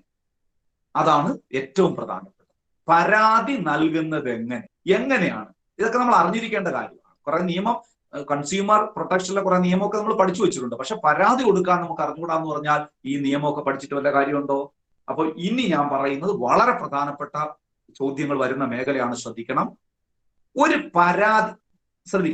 ഒരു പരാതിക്ക് ആധാരമായ സംഭവം നടന്നു കഴിഞ്ഞാൽ എത്ര സമയത്തിനുള്ളിലാണ് നമ്മൾ പരാതി നൽകേണ്ടത്? പറയാമോ? നമ്മളിപ്പോ ഒരു കടയിൽ പോയി അല്ലെങ്കിൽ ഒരു സാധനം നമ്മൾ വാങ്ങി, ഓൺലൈനിലൂടെയോ അല്ലെങ്കിൽ അല്ലാതെയും നമ്മൾ സാധനം വാങ്ങി എന്നിരിക്കട്ടെ. വാങ്ങി ഉപയോഗിച്ചപ്പോൾ ആണ് അതിന്റെ ചതി മനസ്സിലായത്, നമ്മൾ പറ്റിക്കപ്പെട്ടു എന്ന് മനസ്സിലായി. അപ്പൊ ഉടനെ നമുക്ക് പരാതി സമർപ്പിക്കാം. അപ്പൊ അങ്ങനെ നമ്മൾ വാങ്ങിയ ഒരു സാധനം ഉപയോഗിച്ച് നമ്മൾ നഷ്ടപ്പെട്ടു എങ്കിൽ ഈ സാധനം വാങ്ങിക്കഴിഞ്ഞാൽ എത്ര സമയത്തിനുള്ളിലാണ് നമ്മൾ പരാതി നൽകേണ്ടത്? പരീക്ഷയ്ക്ക് ചോദിക്കും. പരാതിക്ക് ആധാരമായ സംഭവം നടന്ന് എത്ര സമയത്തിനുള്ളിൽ പരാതി നൽകിയിരിക്കണമെന്നാണ് നിയമം, ഈ ആക്ട് പറയുന്നത്. ആർക്കെങ്കിലും പറയാമോ? 48 മണിക്കൂറാണ്. 48 മണിക്കൂർ മതിയോ? ഒരിക്കലും അല്ല. കുറിച്ച് വെച്ചോളൂ. 2 വർഷത്തിനുള്ളിൽ പരാതി നൽകാം. 2 വർഷമാണ് പീരീഡ്. അപ്പൊ കുറിച്ച് വെച്ചോളൂ. പരാതിക്ക് ആധാരമായ സംഭവം നടന്ന് 2 വർഷത്തിനുള്ളിൽ നമ്മൾ പരാതി നൽകാം. ഈ 48 മണിക്കൂർ എന്നൊക്കെ പറഞ്ഞാൽ നമ്മളിപ്പോ ഒരു ഇലക്ട്രോണിക് സാധനമൊക്കെ വാങ്ങിച്ചു, അല്ലെങ്കിൽ ഒരു ടിവിയോ അങ്ങനെ, അല്ലെങ്കിൽ ഒരു എന്താ പറയുന്ന സ്റ്റൗ ഒക്കെ വാങ്ങിച്ചിട്ട് 48 മണിക്കൂർ കൊണ്ട് നമുക്ക് പരാതി കൊടുക്കണമെന്ന് പറഞ്ഞു കഴിഞ്ഞാൽ നമ്മൾ ഉപയോഗിക്കണതന്നെ ചിലപ്പോൾ ഒരു 3-4 ആഴ്ച കഴിഞ്ഞിട്ടായിരിക്കും ചിലപ്പോൾ ഉപയോഗിച്ചു തുടങ്ങുന്നത് കേട്ടോ. അപ്പൊ അത് അങ്ങനെയല്ല, 2 വർഷം, പരമാവധി 2 വർഷം. ഇനി ശ്രദ്ധിക്കുക, ഇത് നിങ്ങൾ ശ്രദ്ധിക്കേണ്ടത് ഈ പരാതി നൽകുന്ന സമയമാണ്. നമ്മൾ സാധാരണ എവിടെയാണ് പരാതി നൽകുന്നത്? ആ എമൗണ്ട് അനുസരിച്ച് പരാതി നൽകാം. എത്ര എമൗണ്ടിനാണ് നഷ്ടപരിഹാരത്തിന് പോകുന്നത് നമ്മൾ നേരത്തെ പഠിച്ചിട്ടുണ്ട്. അതിലേക്ക് വരാം. അതിനു മുമ്പ് പരാതി നൽകുന്ന രീതി ഒന്ന് ശ്രദ്ധിക്കാം. പരാതിക്ക് ആധാരമായ സംഭവം നടന്ന് 2 വർഷത്തിനുള്ളിൽ പരാതി നൽകാം. ഇനി ഈ കാലയളവിൽ പരാതി നൽകാൻ കഴിഞ്ഞില്ലെങ്കിലും അതിന്റെ കാരണം ബോധിപ്പിച്ചാലും മതി. പിന്നീടാണ് 2 വർഷം കഴിഞ്ഞാണ് പരാതി നൽകുന്നതെങ്കിൽ പക്ഷെ ആ കാരണം അവർക്ക് ബോധ്യപ്പെടണം എന്നർത്ഥം. അത് നമ്മുടെ തലവര പോലെ ഇരിക്കും. ചിലപ്പോൾ അവര് പരാതി തള്ളിക്കളഞ്ഞെന്ന് വരാം, സ്വീകരിച്ചെന്ന് വരാം. എന്തുകൊണ്ട് നമ്മൾ പരാതി നൽകാൻ വൈകി എന്നത് അവർക്ക് ബോധ്യപ്പെടുന്ന ഒരു കാരണമാണ് എങ്കിൽ, ഈ കമ്മീഷന് ബോധ്യപ്പെടുന്ന കാര്യമാണെങ്കിൽ ചിലപ്പോൾ 2 വർഷം കഴിഞ്ഞാലും അനുവദിക്കാം എന്ന് പറഞ്ഞതേ ഉള്ളൂ. പക്ഷെ അപ്പൊ നമ്മൾ പരാതിപ്പെടേണ്ട, നിയമപ്രകാരം പരാതിപ്പെടേണ്ടത് പരാതിക്ക് ആധാരമായ സംഭവം നടന്ന് 2 വർഷത്തിനുള്ളിൽ പരാതി നൽകണം. അത് ചോദിച്ചിട്ടുണ്ട് പരീക്ഷയ്ക്ക് കേട്ടോ. ഇനി പരാതി നൽകുന്നത് ഇങ്ങനെയൊക്കെ പറയുമ്പോൾ ഇനി പരാതി നൽകുന്നത് എങ്ങനെ എന്ന് ചോദിച്ചു കഴിഞ്ഞാൽ ബാക്കി ആ എമൗണ്ടിന്റെ കാര്യം ഒന്ന് മനസ്സിൽ ഓർത്തുകൊള്ളുക. 1 കോടി വരെയാണെങ്കിൽ ജില്ലാ കമ്മീഷനില്, 1 കോടിക്കും 10 കോടിക്കും ഇടയിൽ നഷ്ടപരിഹാരത്തിനാണെങ്കിൽ സംസ്ഥാന കമ്മീഷനിൽ, 10 കോടിക്ക് മുകളിലാണ് എങ്കിൽ ദേശീയ കമ്മീഷനിലാണ് നൽകേണ്ടത്. ഇനി പരാതി നൽകുമ്പോൾ ശ്രദ്ധിക്കേണ്ടത് വ്യക്തമായ തെളിവുകളോടുകൂടിയായിരിക്കണം പരാതി നൽകേണ്ടത്. ഞാൻ വഞ്ചിക്കപ്പെട്ടു അല്ലെങ്കിൽ ചതിക്കപ്പെട്ടു, ഇന്ന ആളെന്നെ പറ്റിച്ചു, ഇന്ന സ്ഥാപനം എന്നെ പറ്റിച്ചു എന്ന് മാത്രം പറഞ്ഞാൽ പോരാ. എന്ന്, എപ്പോ, അതിന്റെ ബില്ല്, ഏത് സാഹചര്യത്തിലാണ്, എത്ര രൂപ നമുക്ക് നഷ്ടം സംഭവിച്ചു, ഇതിനെല്ലാം തെളിവുകളോട്, എവിഡൻസോടുകൂടി മാത്രമേ പരാതി നൽകാവൂ.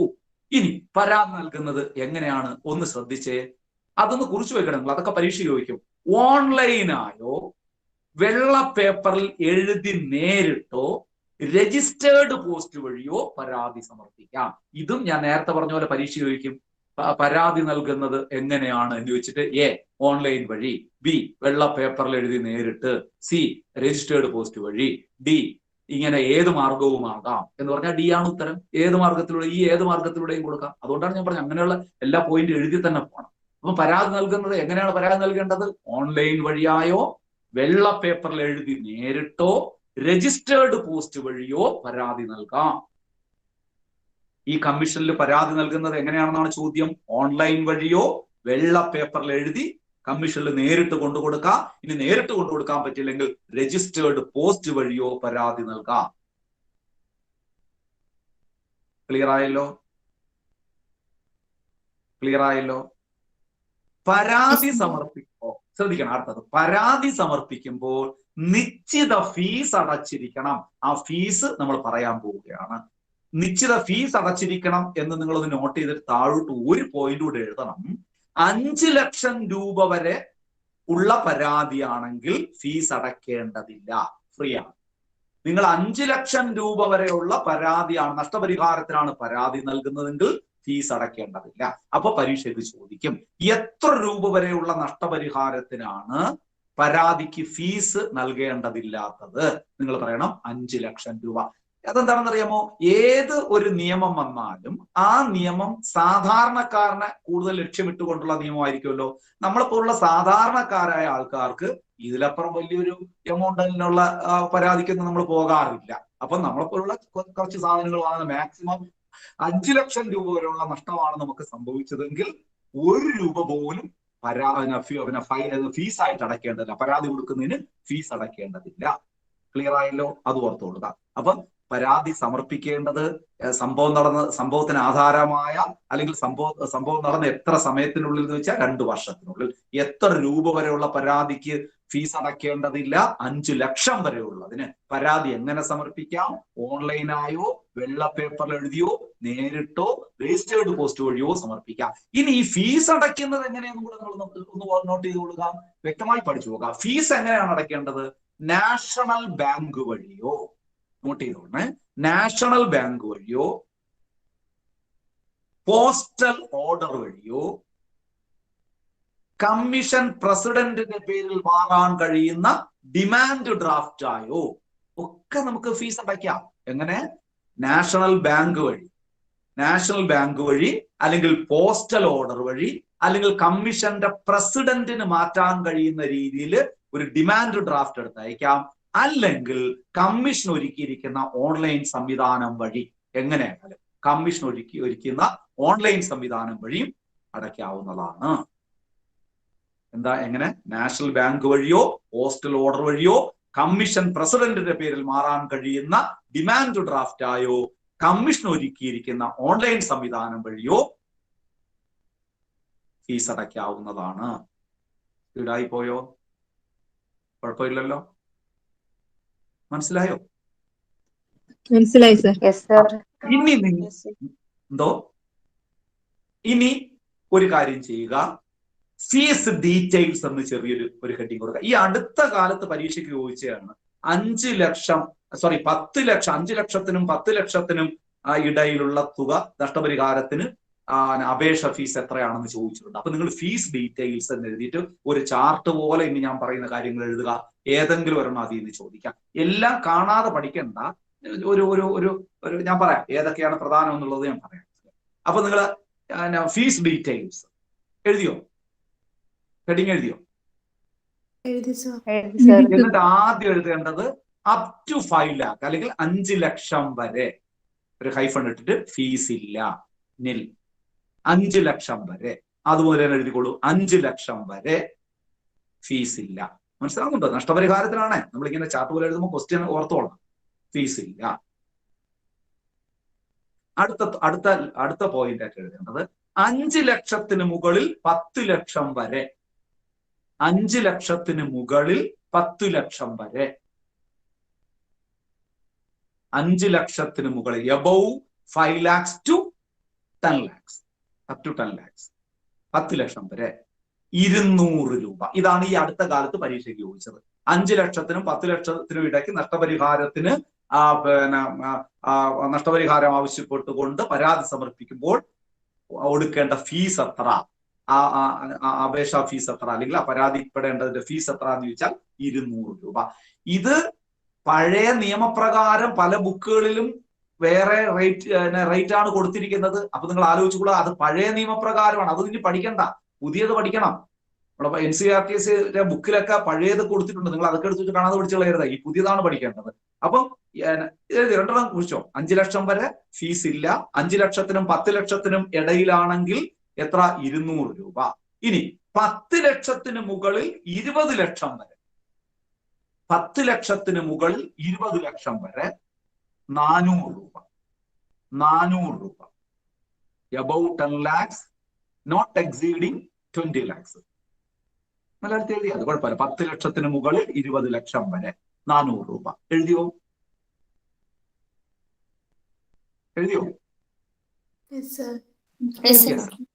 അടുത്തത് 20 ലക്ഷത്തിന് മുകളിൽ 50 ലക്ഷം വരെ. 20 ലക്ഷത്തിന് മുകളിൽ 50 ലക്ഷം വരെ 1000 രൂപ. ഫീസ് 1000 രൂപ. 20 ലക്ഷത്തിന് മുകളിൽ 50 ലക്ഷം വരെ 1000 രൂപ. ഓക്കെ ആണോ? ഇനി 50 ലക്ഷത്തിന് മുകളിൽ 1 കോടി വരെ 2000 രൂപ. 50 ലക്ഷത്തിന് മുകളിൽ 1 കോടി വരെ 20 ലക്ഷം. സോറി, 50 ലക്ഷത്തിന് മുകളിൽ 1 കോടി വരെ 2000. ഫീസ് 2000 രൂപ. എഴുതിയോ? അപ്പോൾ ജില്ലാ കമ്മീഷന്റെ കാര്യം തീർന്നു. ഇത്രയല്ലേ ജില്ലാ കമ്മീഷൻ, 1 കോടി വരെ. അടുത്ത നമ്മൾ സ്റ്റേറ്റിലേക്ക് പോവുകയാണ്. തീർച്ചയായിട്ടും, കാരണം ഇതിന് മേളിൽ വരുമ്പോൾ സ്റ്റേറ്റ് അല്ലേ. അപ്പൊ ഇനി അത് കണ്ടിന്യൂസ് ആയിട്ട് എഴുതിയാൽ മതി. നിങ്ങൾ വേണമെങ്കിൽ അവിടെ അത്രയും വരച്ചിട്ട് ജില്ല എന്നാക്കിയിട്ട് താഴോട്ട് സ്റ്റേറ്റ് എന്ന് എഴുതിയാലും കുഴപ്പമൊന്നുമില്ല. അല്ലെങ്കിൽ ഓർഡർ ആയിട്ട് എഴുതി പോയാലും മതി. ഇനി ശ്രദ്ധിക്കുക, 1 കോടി മുതൽ 2 കോടി വരെ. 1 കോടി മുതൽ 2 കോടി. 1 കോടി മുതൽ 2 കോടി വരെ 2500 രൂപ. 2500 രൂപ. എഴുതിയോ? ഇനി 2 കോടി മുതൽ 4 കോടി വരെ. 2 കോടി മുതൽ 4 കോടി വരെ. 2 കോടിക്ക് മുകളിൽ 4 കോടി. 2 കോടിക്ക് മുകളിൽ അങ്ങനെ എഴുതി കൊടുക്കുക. കാരണം 2 കോടി വരെ നമ്മൾ നേരത്തെ പറഞ്ഞു. അപ്പൊ 2 കോടിക്ക് മുകളിൽ 4 കോടി വരെ 3000 രൂപ. ഇനി ഒരു എളുപ്പമാർഗം ഞാൻ പറയാം. ഇനി അങ്ങോട്ട് ഓരോ 2 ലക്ഷം കൂടുമ്പോൾ ഇവിടെ ഫീസ് 1000 രൂപ വെച്ച് കൂടിക്കൊണ്ടിരിക്കും. അങ്ങനെ ഓർമ്മിച്ചാൽ മതി. ഇപ്പൊ 2 കോടി മുതൽ 4 കോടി വരെയാണ്. 2 കോടിക്ക് മുകളിൽ 4 കോടി വരെയാണെങ്കിൽ 3000 രൂപ. ഇനി 4 കോടി മുതൽ 6 കോടി വരെ. 4 കോടിക്ക് മുകളിൽ 6 കോടി വരെ 3000 എന്നുള്ള എത്രയായി മാറും? 4000 ആയി മാറും. 4000 രൂപ. എല്ലാം കൂടെ കൺഫ്യൂസ് ആകരുതേ. ക്ലിയർ ആയോ? അത്രയും ക്ലിയർ ആയോ? യെസ്. അടുത്ത അപ്പൊ നിങ്ങൾ തന്നെ പറഞ്ഞേ, 6 കോടിക്ക് മുകളിൽ 8 കോടി വരെ എത്ര ആയിരിക്കും? അപ്പോ 5000 രൂപ. കറക്റ്റ്. 6 കോടിക്ക് മുകളിൽ 8 കോടി വരെ 5000 രൂപ. എഴുതിയോ? അത്രയും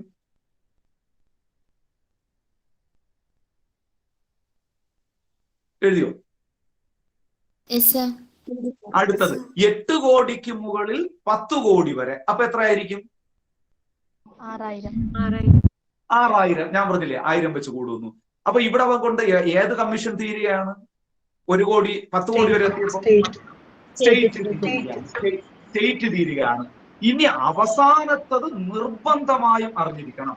10 കോടിക്ക് മുകളിൽ, അത് നാഷണൽ കമ്മീഷനിലാണ് തീർച്ചയായിട്ടും. 10 കോടിക്ക് മുകളിൽ എന്നെഴുതിയിട്ട് 7500 രൂപ. അത് പരീക്ഷയ്ക്ക് ചോദിക്കുന്നതാണ്.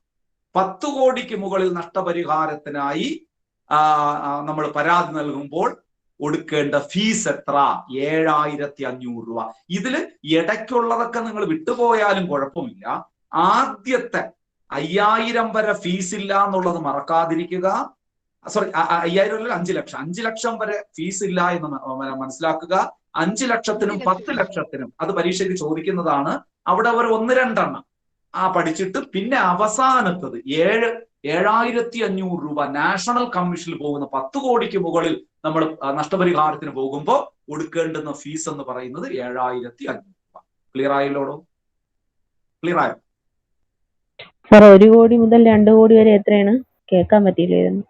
1 കോടിക്ക് മുകളിൽ 2 കോടി വരെ, അങ്ങനെയാണോ ഉദ്ദേശിക്കുന്നത്? അത് 2500 ആണ് കേട്ടോ. നമ്മുടെ എന്താ സ്റ്റേറ്റ് കമ്മീഷൻ തുടങ്ങുന്നത് അതല്ലേ? സ്റ്റേറ്റ് കമ്മീഷൻ തുടങ്ങുന്നത് അത് 2500 രൂപ. 1 കോടിക്ക് മുകളിൽ 2 കോടി വരെ. ഇത് ഈ 5 ലക്ഷം മുതൽ 10 ലക്ഷം വരെ ഒന്ന് പറയാവോ? എത്ര? 8 ലക്ഷം മുതൽ 8 കോടി അല്ലേ? 5 മുതൽ 10 ലക്ഷം വരെ. 5 ലക്ഷം മുതൽ 10 ലക്ഷം വരെ അതാ ഉദ്ദേശിക്കുന്നത്? അതെ. ആദ്യത്തത് 200 രൂപ. അത് 200 രൂപ. 5 ലക്ഷം മുതൽ 10 ലക്ഷം വരെ ആദ്യത്തെ നമ്മുടെ ജില്ലാ കമ്മീഷൻ ആദ്യത്തെ. കറക്റ്റ് 4 കോടി മുതൽ 4 കോടി മുതൽ 6 കോടി വരെ 4000 രൂപ ഫീസ്. 4000 രൂപ. ഓക്കെ. ഇടയ്ക്ക് വല്ല മിസ്സായെങ്കിൽ ചോദിച്ചോളൂ, കുഴപ്പമില്ല. കാരണം ഇത് തുറന്നാൽ ചോദിക്കുന്നതാണ് പരീക്ഷയ്ക്ക് കേട്ടോ.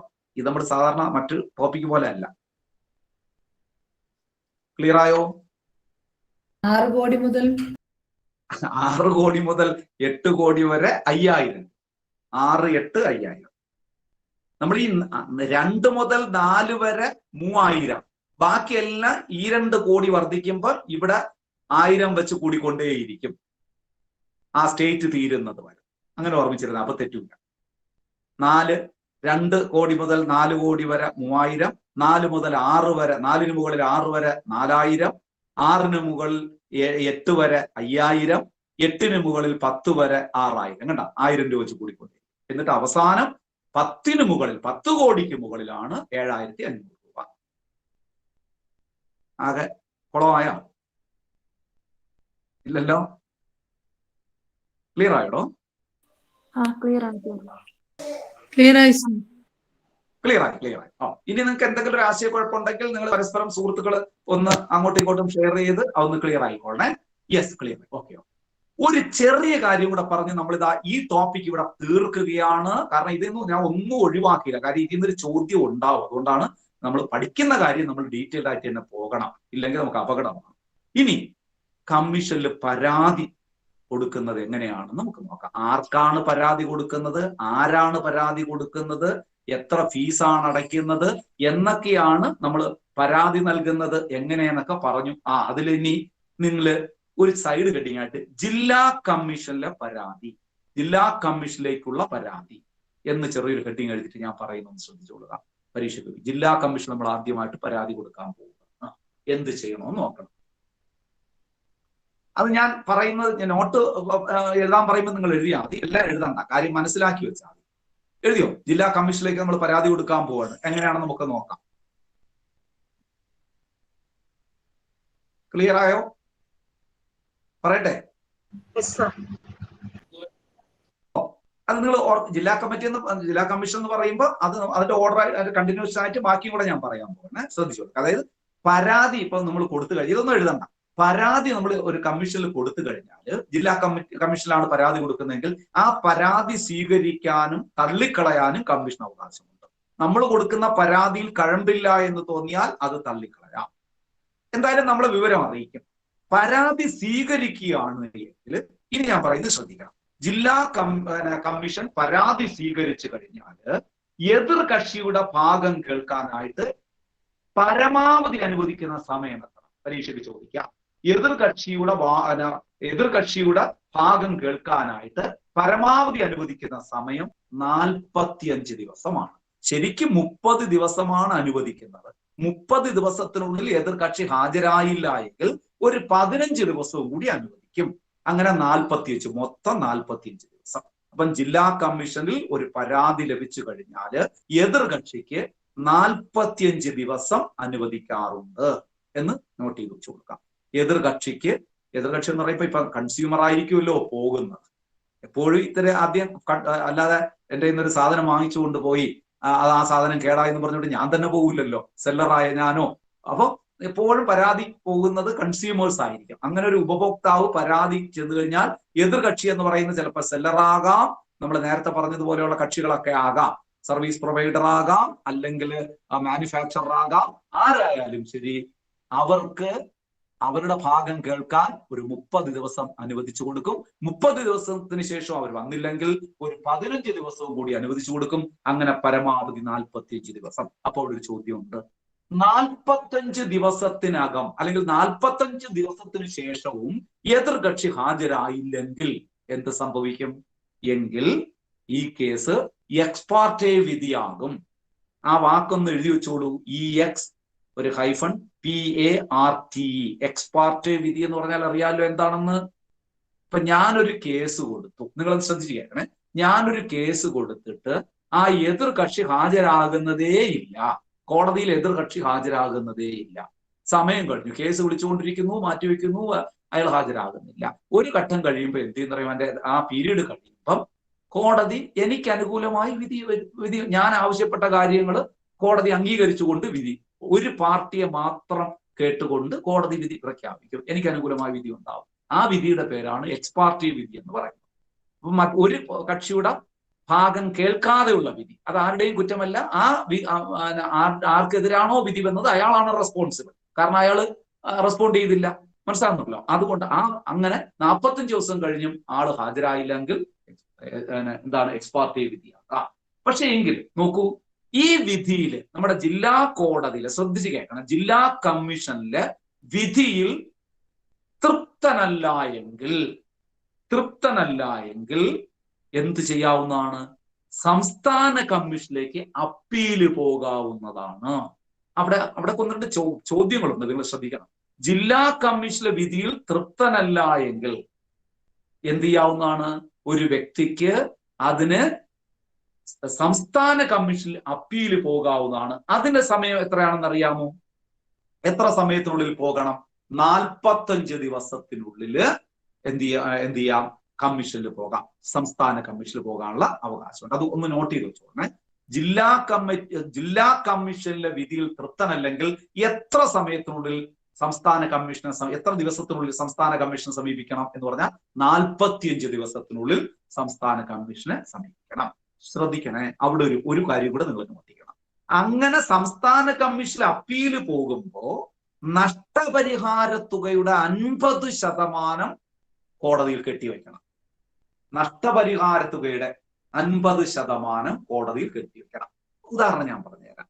ഇപ്പൊ ഞാൻ ഒരു ഉപഭോക്താവാണ്, ഞാൻ വാങ്ങിച്ച ഒരു സാധനം തകരാറായി, ഞാൻ അങ്ങനെ കേസ് കൊടുത്തു, ജില്ലാ കോടതി എനിക്ക് അനുകൂലമായി വിധിച്ചു. ഞാൻ പറയുന്നു 10 ലക്ഷം രൂപയുടെ ഒരു നഷ്ടപരിഹാരത്തിനായിട്ടാണ് ഞാൻ കോടതിയിൽ പോയി. 5 ലക്ഷം രൂപ വരെ ഫീസൊന്നുമില്ല, ഞാൻ ഇത് ഫീസൊക്കെ അടച്ച് 10 ലക്ഷം രൂപയുടെ ഒരു നഷ്ടപരിഹാരത്തിനാണ് കോടതിയിൽ പോയെന്നിരിക്കട്ടെ. അപ്പം ജില്ലാ commission, district consumer redressal commission എനിക്ക് അനുകൂലമായി വിധിക്കുകയാണ്. അതായത് 10 ലക്ഷം രൂപ അയാൾ നൽകണം, ആ സെല്ലർ നൽകണമെന്ന് പറഞ്ഞ് വിധി വന്നു.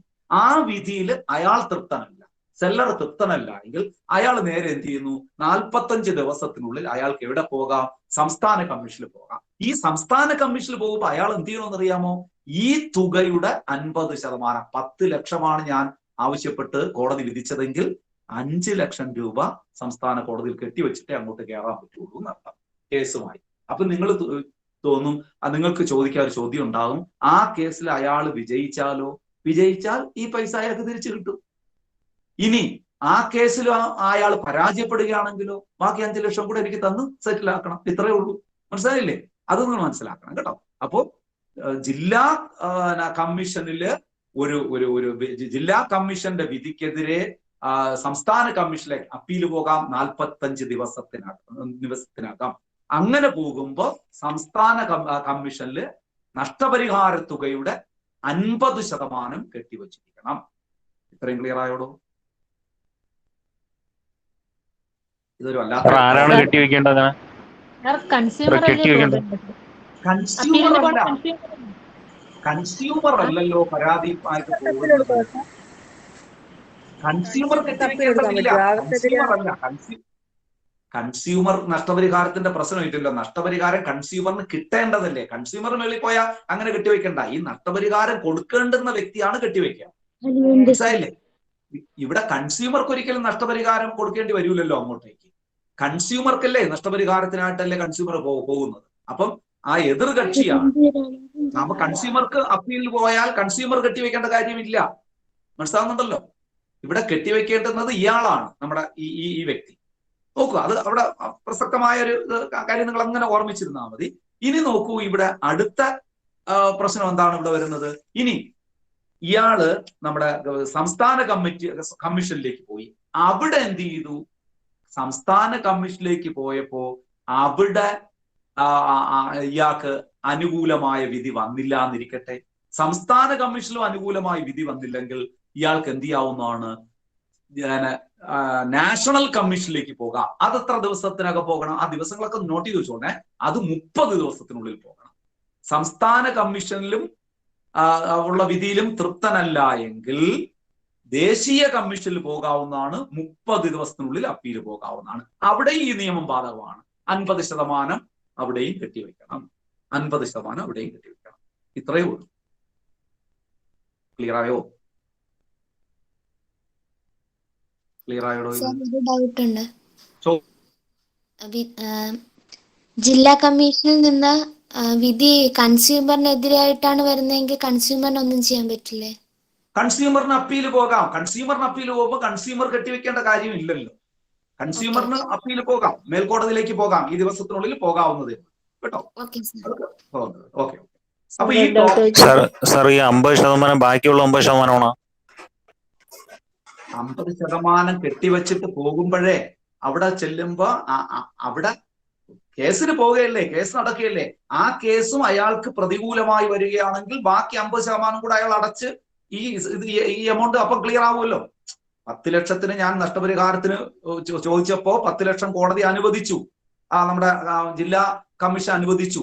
അപ്പോ അത് അയാൾക്ക് കൊടുക്കാൻ വയ്യ. അയാൾ സംസ്ഥാന കമ്മീഷനിലേക്ക് പോവുകയാണ്. ആ 5 ലക്ഷം രൂപ കെട്ടിവെച്ചുകൊണ്ട് പോവുകയാണ്. അവിടെ ചെന്നപ്പോ അവിടെയും പരാജയപ്പെട്ടു. അവിടെ അയാൾ പിന്നെ മേളിൽ പോകുന്നില്ല എങ്കിൽ ആ 5 കെട്ടിവെച്ചിരിക്കുകയല്ലേ ഇവിടെ, ബാക്കി 5 കൂടെ തരണമെന്ന് അർത്ഥം. ആ 2 കൂടെ എനിക്ക് നഷ്ടപരിഹാരമായി കിട്ടും. ക്ലിയർ ആയില്ലേ? സർ അവിടെ നിന്ന് പോകുമ്പോ പിന്നെ ബാക്കിയുള്ള തുക മുഴുവൻ എവിടെ കിട്ടണ്ടേ സർ? എവിടെ കിട്ടുമ്പോ? സംസ്ഥാന കമ്മീഷനിൽ നിന്ന് നാഷണൽ കമ്മീഷനിലോട്ട് പോകുമ്പോ ബാക്കിയുള്ള പകുതി. ഇല്ല അങ്ങനെ വേണ്ട. അത് ഇത് തന്നെ ആ കേസ് അവിടെ തീർന്ന് ഇത് അങ്ങോട്ടേക്ക് പോകുന്നെങ്കിൽ അങ്ങോട്ടേക്ക് മാറും കേട്ടോ. ക്ലിയർ? ഓക്കെ. യെസ്. അപ്പൊ ഈ ഉപഭോക്തൃ സംരക്ഷണ നിയമത്തിലെ പ്രധാനപ്പെട്ട സർ, ദേശീയ കമ്മീഷനിൽ അപ്പീൽ പോകാൻ എത്ര ദിവസത്തിനുള്ളിലാണ് സർ? 30 ദിവസത്തിനുള്ളിൽ. ദേശീയ കമ്മീഷനിൽ 30 ദിവസം, സംസ്ഥാന കമ്മീഷനിൽ 45 ദിവസം. ആ ദിവസങ്ങളൊക്കെ ഒന്ന് നോട്ട് ചെയ്ത് കൊടുക്കുക. പരീക്ഷയ്ക്ക് ചോദിക്കാം. ഈ നഷ്ടപരിഹാരത്തിന്റെ കാര്യമൊന്നും പരീക്ഷയ്ക്ക് അങ്ങനെ ചോദിക്കാറില്ല, ഞാൻ പറഞ്ഞു എന്നേ ഉള്ളൂ. എന്തെങ്കിലും ഈ കെട്ടിവെക്കുന്ന തുകയുടെ പറഞ്ഞു. എമൗണ്ടിന്റെ ആ ലിമിറ്റ് വരുന്നില്ല, പിന്നെ എമൗണ്ടിന്റെ ആ ലിമിറ്റ് പിന്നെ പ്രശ്നമല്ല. സ്റ്റേറ്റ് നേരത്തെ ഡിസ്ട്രിക്റ്റിലേക്ക് 1 കോടി വരെയും സ്റ്റേറ്റിലേക്ക് 10 crore വരെ എന്നൊക്കെ ലിമിറ്റ് ഉണ്ടല്ലോ. അപ്പൊ അത് ഇവിടെ ബാധകമല്ല, ഈ അപ്പീൽ ബാധകമല്ല. ഇല്ല. അവിടെ പിന്നെ നഷ്ടപരിഹാര ലിമിറ്റ് ബാധകമല്ല. കാരണം ഒരു കോടതിയിൽ, ജില്ലാ കോടതിയിലെ ലിമിറ്റ് ആണ് നമ്മൾ ജില്ലാ കോടതിയിൽ പോയത്. അവിടെ പരാജയപ്പെട്ടപ്പോൾ നമുക്ക് മേൽക്കോടതിയിൽ പോകാം. അവിടെ പിന്നെ ആ ലിമിറ്റ് മതി, അത് കുഴപ്പമൊന്നുമില്ല കേട്ടോ. Okay sir, thank you. ശരി. അപ്പൊ ഒരു സുപ്രധാന നിയമം നമ്മൾ പഠിച്ചു. എന്തോ ക്ലിയർ ആയോ സർ? മിനിമം ഇത്ര രൂപയെങ്കിലും കൺസ്യൂമറിനെ പരാതിപ്പെടാവുന്നത് മിനിമം ഇത്ര രൂപയ്ക്കുള്ള നഷ്ടപരിഹാരത്തിന് എന്നുണ്ടോ? കൺസ്യൂമറിന്റെ മിനിമം അതാണല്ലോ.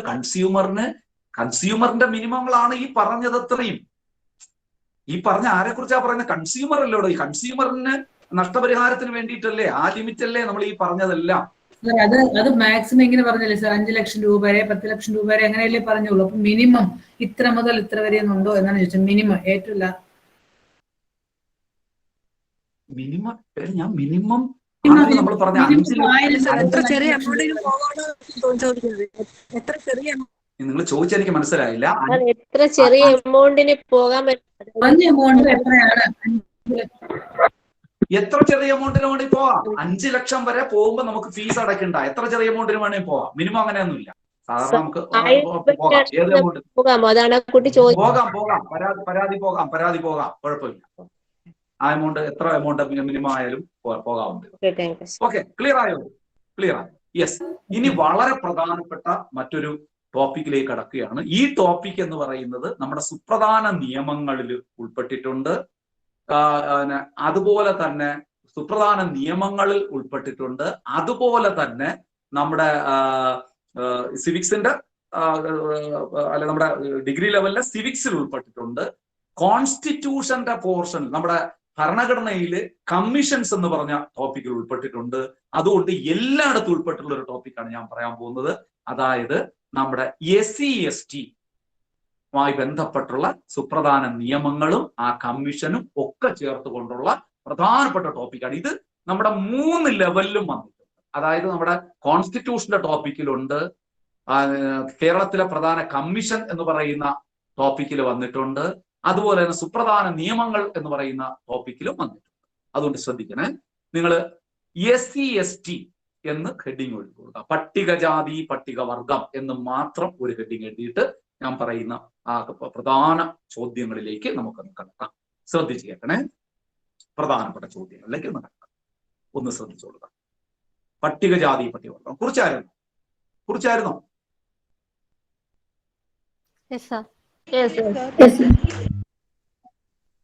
എന്താ? ഓക്കെ ആണോടോ? Okay sir. പട്ടികജാതി പട്ടികവർഗം നിങ്ങളൊന്ന് ശ്രദ്ധിച്ച് കേൾക്കണേ. ഞാൻ ചോദിക്കട്ടെ, നമ്മുടെ ഇന്ത്യൻ ഭരണഘടനയിൽ ഇങ്ങനെയുള്ള ചില വിഭാഗക്കാരുടെ പ്രശ്നങ്ങൾ ഡീല് ചെയ്യുന്ന ഒരു ഭാഗമുണ്ടല്ലോ.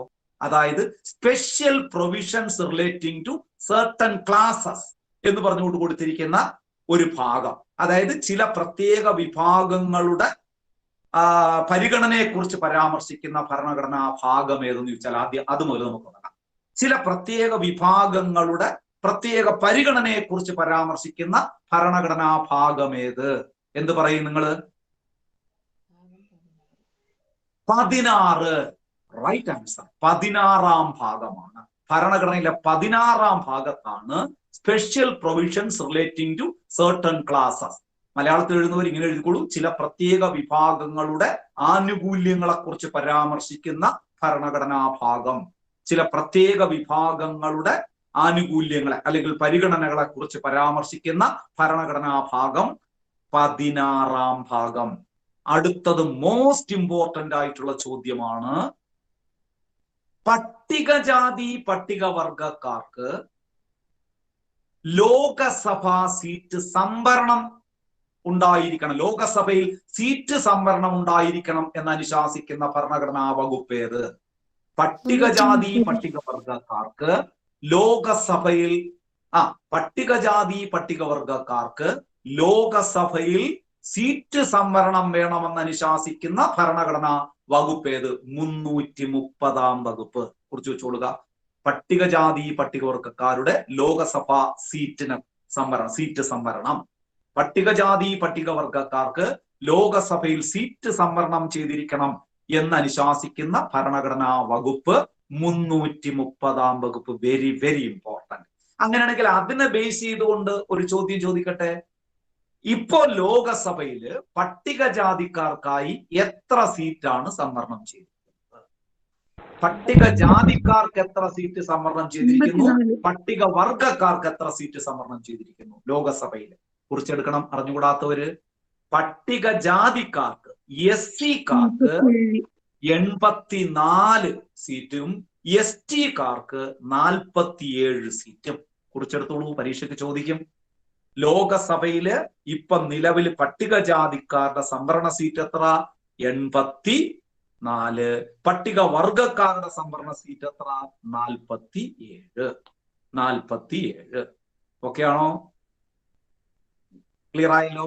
അപ്പൊ പട്ടികജാതി പട്ടികവർഗക്കാരുടെ ലോകസഭാ സീറ്റ് സംവരണത്തെ കുറിച്ച് പരാമർശിക്കുന്ന ഭരണഘടനാ വകുപ്പ് 330. ലോകസഭയിൽ പട്ടികജാതിക്കാരുടെ നിലവിലെ സംവരണ സീറ്റുകളുടെ എണ്ണം 84-ഉം പട്ടികവർഗക്കാരുടെ നിലവിലെ സംവരണ സീറ്റുകളുടെ എണ്ണം 47-ഉമാണ്. ഇനി അതേപോലെ ഒരെണ്ണം കൂടെ ചേർത്ത് പഠിച്ചോളുക. സംസ്ഥാന നിയമസഭകളിൽ പട്ടികജാതി പട്ടികവർഗക്കാരുടെ സീറ്റ് നിർണയത്തെ കുറിച്ച് പരാമർശിക്കുന്ന ഭരണഘടനാ വകുപ്പ് ഏത്? ലോകസഭ 330 വകുപ്പ്. സംസ്ഥാന നിയമസഭകളിൽ പട്ടികജാതി പട്ടികവർഗ സംവരണത്തെ കുറിച്ച് പരാമർശിക്കുന്ന ഭരണഘടനാ വകുപ്പ് 332 വകുപ്പ്. കുറിച്ച് വെച്ചോളുക. അറിഞ്ഞുകൂടാത്തവര്, ലോകസഭയില് 330 വകുപ്പ് പ്രകാരമാണ് പട്ടികജാതി പട്ടികവർഗ സംവരണം വരുന്നത്. സംസ്ഥാന നിയമസഭകളില് 332 വകുപ്പിലാണ് പട്ടികജാതി പട്ടികവർഗക്കാരുടെ സംവരണം വരുന്നത്. ഇനി നേരത്തെ ഞാൻ ചോദിച്ചോലൊരു ചോദ്യം ഇതിനെ ബേസ് ചെയ്ത് ചോദിക്കുകയാണ്. കേരള നിയമസഭയിൽ നിങ്ങൾക്കറിയാം ഇപ്പൊ 140 സീറ്റുകളാണുള്ളത്. ഇപ്പൊ എത്രാം നിയമസഭയാണ് ഇപ്പൊ ഉള്ളത്? നമ്മുടെ എത്രാം നിയമസഭയാണ് കേരള നിയമസഭ? നിലവിലെ നിയമസഭ എത്രാം നിയമസഭയാണ്? 15. എത്രാം നിയമസഭയാണ്? 15 കേരള നിയമസഭയിൽ എത്ര അംഗങ്ങളുണ്ടെന്ന് ചോദിച്ചാൽ നിങ്ങൾ എന്ത് പറയും? എത്ര അംഗങ്ങളുണ്ട്? 140 അംഗങ്ങൾ. പക്ഷെ 14-ാം നിയമസഭയിൽ എത്ര അംഗങ്ങൾ ഉണ്ടായെന്ന് ചോദിച്ചാൽ 141 അംഗങ്ങൾ എന്ന് പറയണം. എന്തുകൊണ്ട്?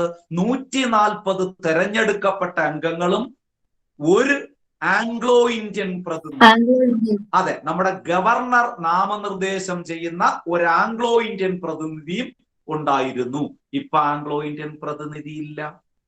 അപ്പൊ ആംഗ്ലോ ഇന്ത്യൻ പ്രതിനിധിയെ എവിടെയില്ല? നിയമസഭയിലും ഇല്ല, ലോകസഭയിലും ഇല്ല. ഒരു പ്രധാനപ്പെട്ട അമെൻമെന്റ് ആക്ട് നിങ്ങൾ പഠിക്കണം. ലോകസഭയിലേക്ക് രാഷ്ട്രപതി 2 ആംഗ്ലോ ഇന്ത്യൻ പ്രതിനിധികളെ നാമനിർദ്ദേശം ചെയ്തിരുന്ന രീതി നിർത്തലാക്കിയ ഭരണഘടനാ ഭേദഗതി ഏത്? 104-ാം ഭേദഗതി 2002. 104-ാം ഭേദഗതി 2002. എന്താണ് ചോദ്യം?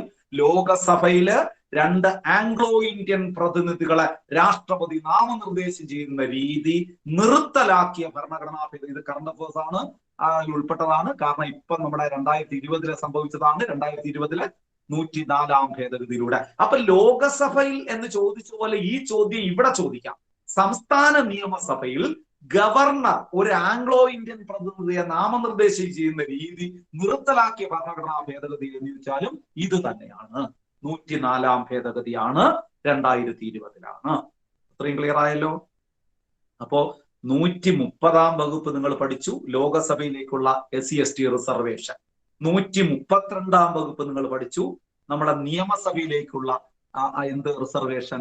പട്ടികജാതി പട്ടികവർഗ. അങ്ങനെയാണെങ്കിൽ ഞാൻ പറഞ്ഞു വന്ന ഇതാണ്, കേരള നിയമസഭയിൽ ഇപ്പോൾ എത്ര പട്ടികജാതി മണ്ഡലങ്ങളുണ്ട്, എത്ര പട്ടികവർഗ നിയമസഭാ മണ്ഡലങ്ങളുണ്ട്? അതുകൂടി ഒന്ന് പറഞ്ഞ്. കേരള നിയമസഭയില് കുറിച്ച് വെച്ചുകൊള്ളുക. പട്ടിക ജാതി സംവരണം 14 മണ്ഡലങ്ങള്, പട്ടികവർഗക്കാരുടെ സംവരണം 2 മണ്ഡലങ്ങൾ. 2 മണ്ഡലങ്ങളാണ് നമ്മുടെ STക്ക് ഉള്ളത്. അതുകൊണ്ട് തന്നെ ആ 2 മണ്ഡലങ്ങളുടെ പേര് കൂടി നിങ്ങൾ നോട്ട് ചെയ്തോളുക. 2 മണ്ഡലങ്ങൾ പട്ടികവർഗ സംവരണ മണ്ഡലങ്ങൾ കേരളത്തിലെ. ആലത്തൂരല്ല തുഷാര,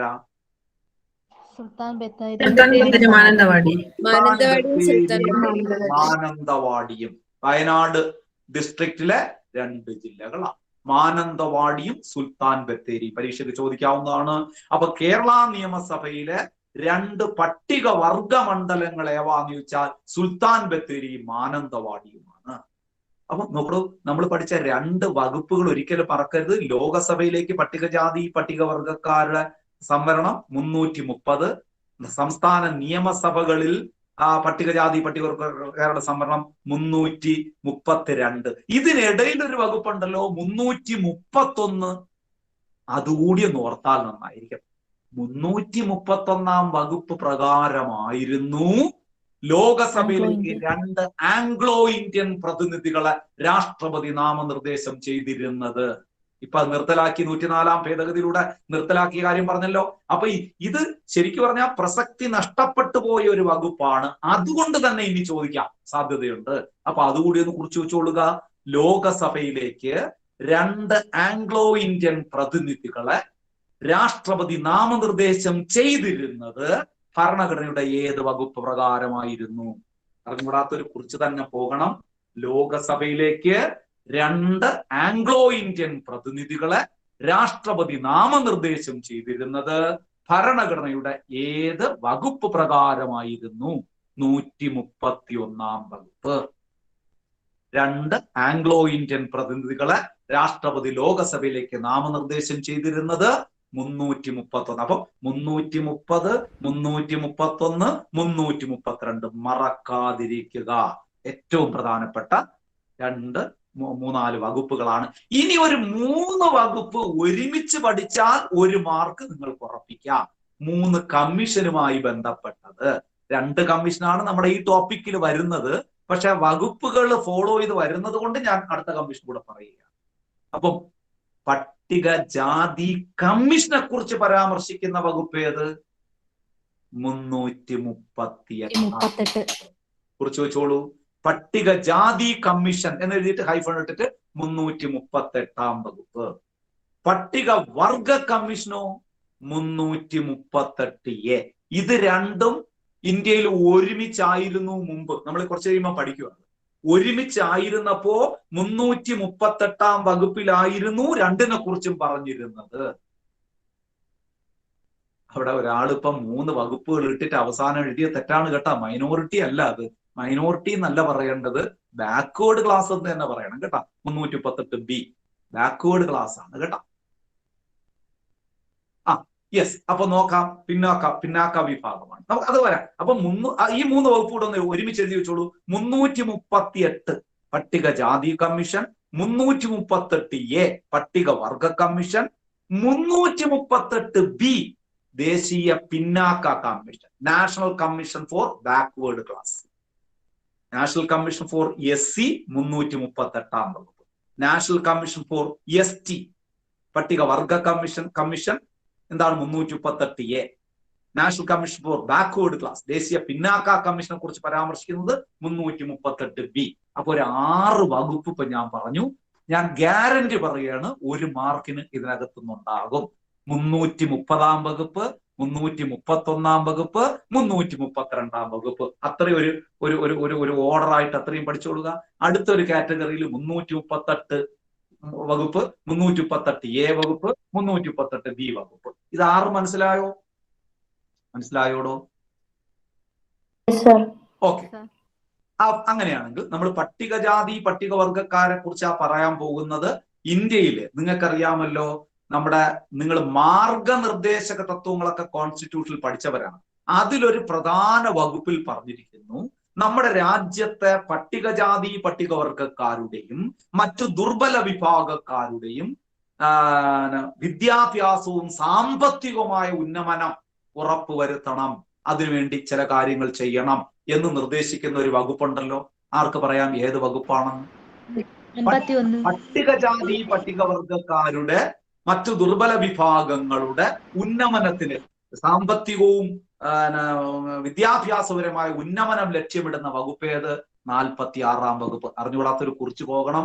സ്ഥിരമായി പരീക്ഷയ്ക്ക് ചോദിക്കുന്നതാണ്. ഇന്ത്യയിലെ പട്ടികജാതി പട്ടികവർഗക്കാരുടെയും മറ്റു ദുർബല വിഭാഗങ്ങളുടെയും വിദ്യാഭ്യാസവും സാമ്പത്തികമായ ഉന്നമനം ലക്ഷ്യമിടുന്ന വകുപ്പ് ഏത്? 46 വകുപ്പ്. കുറിച്ചെടുക്കുന്നുണ്ടോ? ഓക്കെ ആണോ? 46 4-ാം അധ്യായമായ മാർഗനിർദ്ദേശക തത്വങ്ങളിൽ കിടക്കുന്ന ഒരു വകുപ്പാണ്. അതൊരു നിർദ്ദേശമാണ്. ആ മാർഗനിർദ്ദേശക തത്വങ്ങളുടെ ഉദ്ദേശം തന്നെ നിങ്ങൾക്കറിയാം, ഇന്ത്യ ഒരു ക്ഷേമ രാഷ്ട്രമാക്കി മാറ്റുക എന്നുള്ളത്. ഇന്ത്യ ഒരു ക്ഷേമരാഷ്ട്രമായി മാറണമെങ്കിൽ നമ്മുടെ നാട്ടിലെ പട്ടികജാതി പട്ടികവർഗക്കാരെ കൂടി പാർശ്വവൽക്കരിക്കപ്പെട്ടു പോയ, അല്ലെ, അരികുവൽക്കരിക്കപ്പെട്ടു പോയ ഒരു വിഭാഗമാണ് അവരെ കൂടി നമ്മുടെ രാജ്യത്തിന്റെ മുഖ്യ ധാരയിലേക്ക്. ഏതാണ് 46-ാം വകുപ്പാണോ? ഏതാണ്? ഒന്നുകൂടെ പറഞ്ഞു സർ, ആ സെന്റൻസ് ഒന്നുകൂടെ പറയൂ. 46-ാം വകുപ്പിന്റെ ആണോ? യെസ്, പറയാം. അതായത് പട്ടികജാതി പട്ടികവർഗക്കാരുടെയും മറ്റു ദുർബല വിഭാഗങ്ങളുടെയും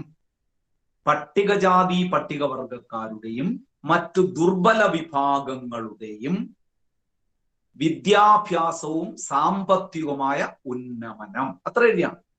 പട്ടികജാതി പട്ടികവർഗക്കാരുടെയും മറ്റു ദുർബല വിഭാഗങ്ങളുടെയും വിദ്യാഭ്യാസവും സാമ്പത്തികവുമായ ഉന്നമനം ലക്ഷ്യമിടുന്ന വകുപ്പാണ് 46-ാം വകുപ്പ്. 46-ാം വകുപ്പ് ചോദിക്കുന്നതാണ് കേട്ടോ. ചോദിക്കുന്ന വകുപ്പാണ്, പഠിച്ചു വെക്കണം നിങ്ങൾ. യെസ്, അത്രയും മനസ്സിലായോ?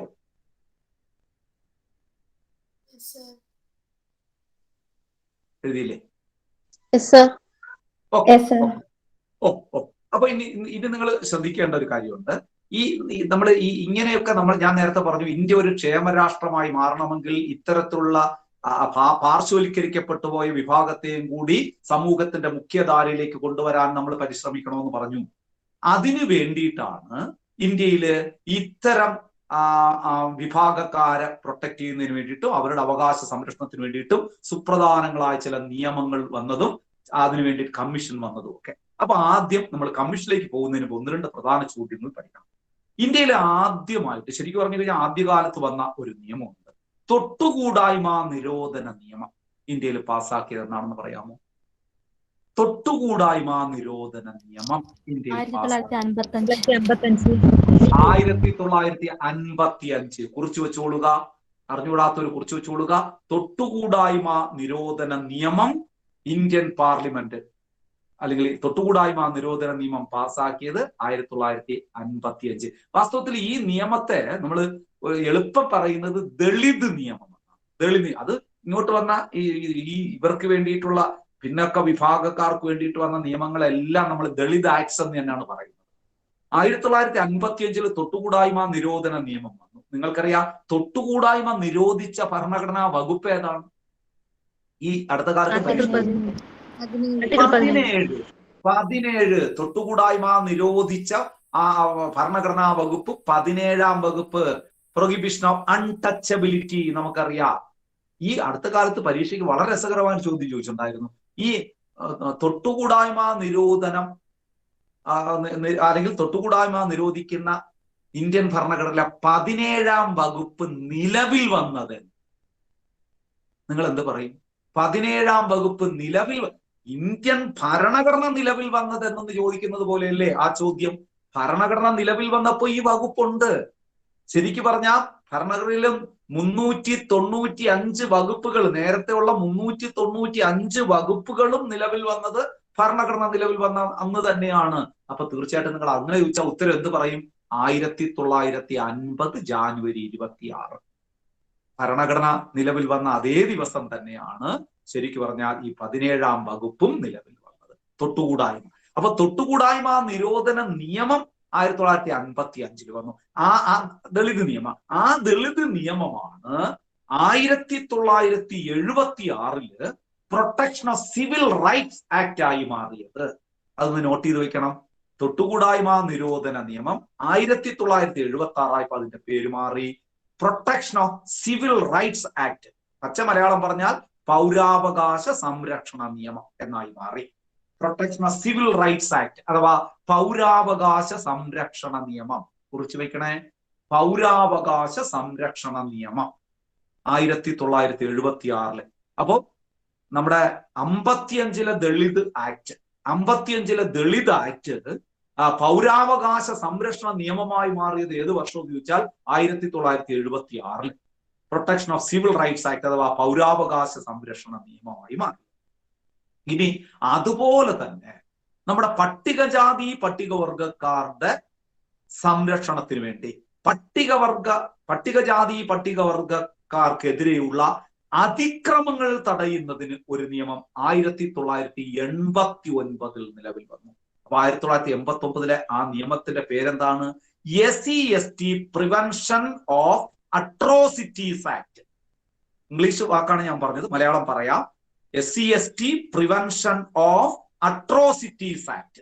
പ്രിവെൻഷൻ ഓഫ് അട്രോസിറ്റീസ്, അത്രയും ബ്രാക്കറ്റിൽ വേണം. Prevention of atrocities, SCST act Dalit act ആണ്. പക്ഷെ എന്താണ്? പ്രിവെൻഷൻ ഓഫ് അട്രോസിറ്റീസ്, അതിക്രമങ്ങൾക്കെതിരെ, ദളിതർക്ക് എതിരെയുള്ള അല്ലെങ്കിൽ പട്ടികജാതി പട്ടികവർഗക്കാർക്ക് എതിരെയുള്ള അതിക്രമങ്ങൾ തടയുന്ന നിയമം. പട്ടികജാതി പട്ടികവർഗക്കാർക്കെതിരെയുള്ള അതിക്രമങ്ങൾ തടയുന്ന നിയമമാണ് SCST prevention of atrocities act 1989. വളരെ പ്രധാനപ്പെട്ട ഒരു നിയമമാണ്. ഈ നിയമം എന്ന് പറഞ്ഞാല് വളരെ ശക്തമാണ്. ദളിത് വിഭാഗത്തിൽപ്പെട്ട ആൾക്കാരോട് എന്തെങ്കിലും അതിക്രമം കാണിക്കുകയാണ് എങ്കിൽ വളരെ സിവിയർ ആയിട്ടുള്ള പണിഷ്മെന്റ് കിട്ടാൻ വകുപ്പുള്ള നിയമമാണിത്. ശരിക്കും പറഞ്ഞാൽ ദളിത് വിഭാഗക്കാരോട് എന്തെങ്കിലും അതിക്രമങ്ങൾ കാണിച്ചു കഴിഞ്ഞാൽ ഈ നിയമപ്രകാരം അത് അന്വേഷണം നടത്തേണ്ട